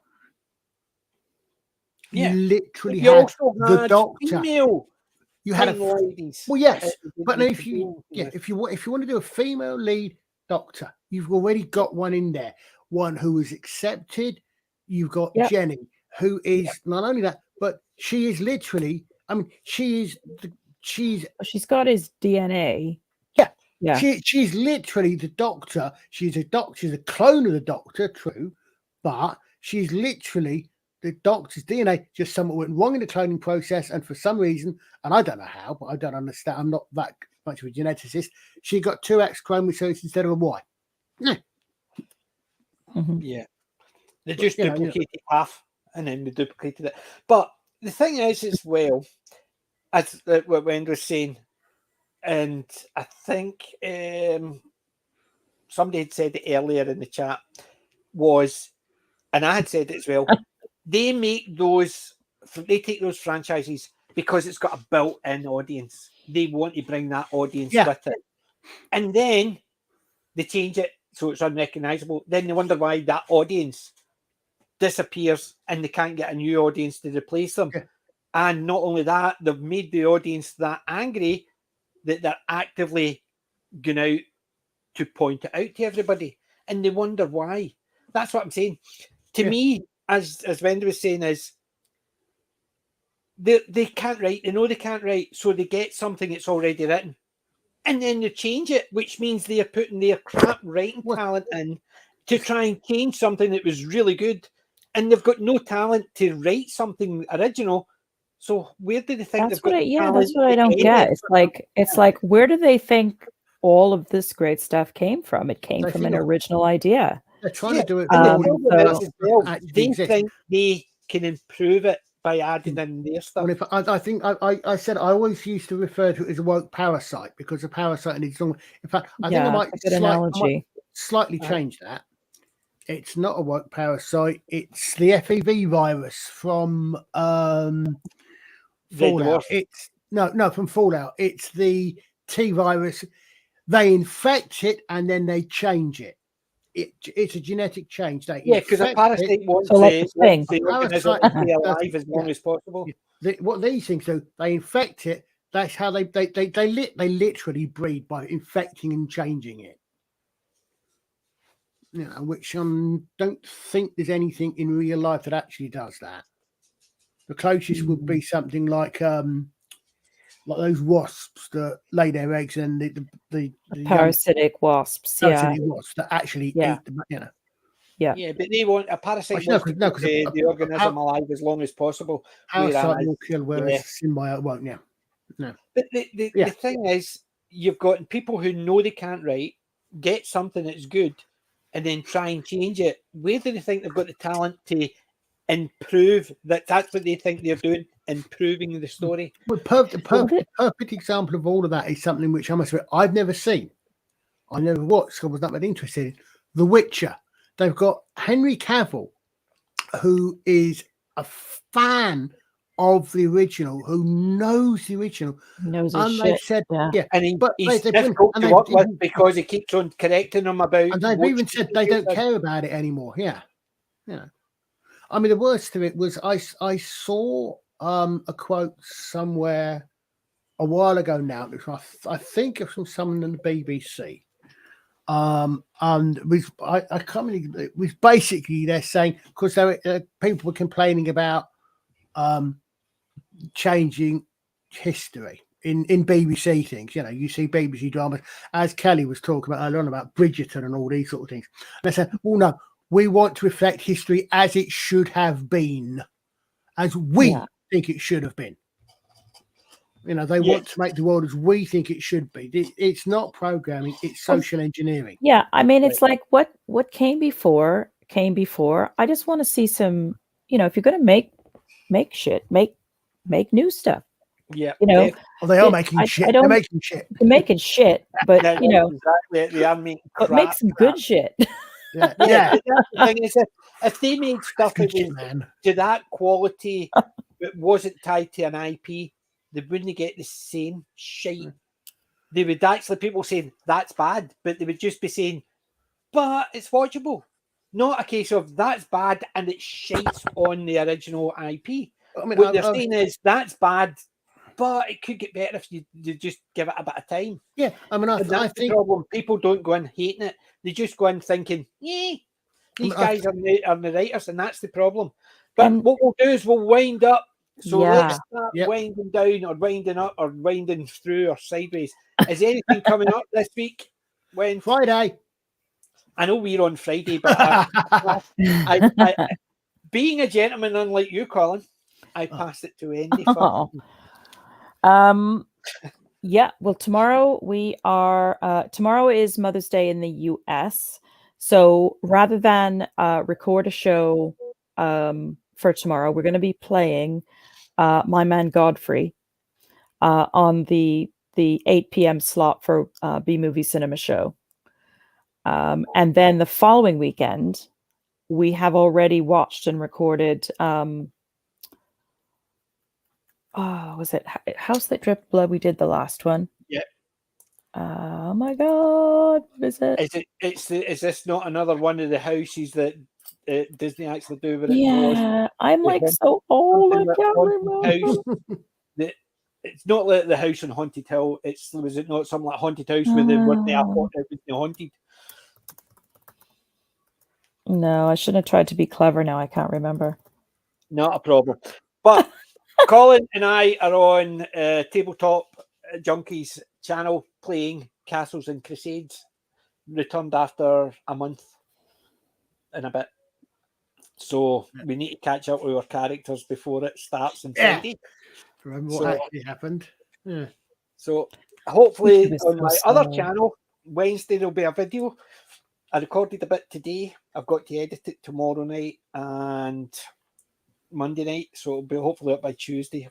I've got actually a website to build as well, so I need to actually do that as well. So we can busy over the next couple of weeks, well, the next couple of days especially.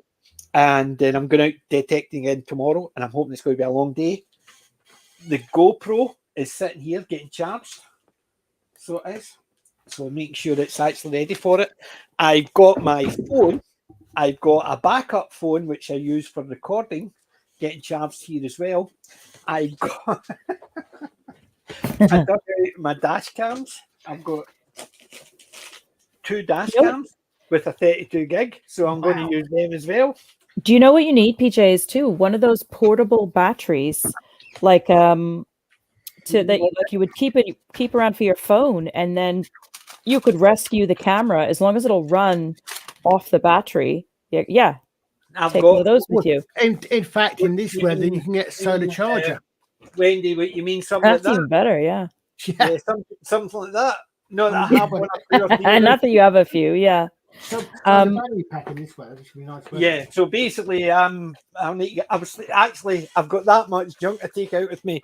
I was looking at buying a new rucksack. So dried blood. So I could actually cart it all. I've got it's not a laptop case, but you know, one of those the satchel bags. Yeah. And that's full I go throw it over my shoulder. But I'm even thinking to the point where as I'm putting that much in it, I might need a rucksack instead. So that's good. There's a new video going up on Wednesday, and that's from yesterday. And then next week, I'm going to keep a week ahead. So it's only going to be a Wednesday. I put them up. I wonder if these days you can get something like a sort of dedicated walker's backpack, which would have something sort of built-in solar charge panels or something. You can get the ones, same idea. It's basically they've got the. I'm just thinking of in this day. They've got the ones. What do you call them? The ones for the sun. The solar panels built onto the back of it, and you can charge it up. I have seen bags like that. They can be quite expensive. Yeah, it's true. I suppose so they can. But you can just imagine me standing with the ones with the big king goes. Whoop, solar panels go. And it's charging as I'm walking. But yeah, so keep an eye out for that. And PJ may be old. There's a new video going up. It's not got any live digs, unfortunately, because technical difficulties. And if you want to see my sword or the dagger, or as I like to call them, 2 junky bits of metal. Iron. Basically, I'm just going to post pictures at the end, but it's got mainly pictures of the beautiful scenery I was walking through. Basically, that was it. I could take pictures and occasional wee videos of squirrels running across the path or sheep going bah, bah. And that was it. The case that's what the sheep kept doing to me every time I was walking. The farmer says when there's cattle in the field, stay out. But if there's sheep, they'll leave you. But you walk through and all you hear them looking at you going, as if to say, what the? They're going, bah. Okay, I'm walking through, just leave me. Then they look at you really strange, and then you realise that the other side of you, the lamb's there. You have to hurry up so the two of them can actually go towards each other, but because you're in the way, they just look at you as if to say, "Baby, move." So I understand sheep now because they just basically just look at you and go, "Fucking hurry." Or what you looking at? Stuff like that. You can just see it in their faces. It's just funny. The sheep just look at you, just bleating and walk away out my way, and that's it. Whereas if you was the cows, I was in the field with the cows the last time. Basically, they go, "Oh, what are you?" And they'll come out towards you, and you're sitting there thinking, "I'm glad I'm standing at this side of the fence because they come right up to the fence and say, waiting. You know what I mean? You know what I mean? It's basically now the Disney, the one with all the seagulls, Finding Nemo. You remember that? You remember the Finding Nemo with all the seagulls? I've heard of it, but I've not seen it. They're basically going, what? And it's basically they're always asking. That'll probably be the next one. Do a live action we make for because they're very cheap. They just have to buy a load of fish. Aye. But the bit where the seagulls just going, and basically they're asking the question. To me, that's what the cattle were like. They were just coming up going, "What? Wait, that's all." Now we know where they get the expression "nosy cow." Basically, cows are very nosy. They see something happening, they all just go, "Boom!" Yeah. Let's see what you're doing. Let's see what you're doing. Whereas sheep go, "Fuck off," and scatter. So it's fun, but look out for that on Wednesday. It's going up, and until then, boys and girls, lads and lassies, thank you for joining us. Thank you for Colin, Wend, and Julie for gracing the panel as always. And guys, remember, we're not old. We're classic. PJ, thanks, everybody. Guys, out. Ta-da. Good night, everybody.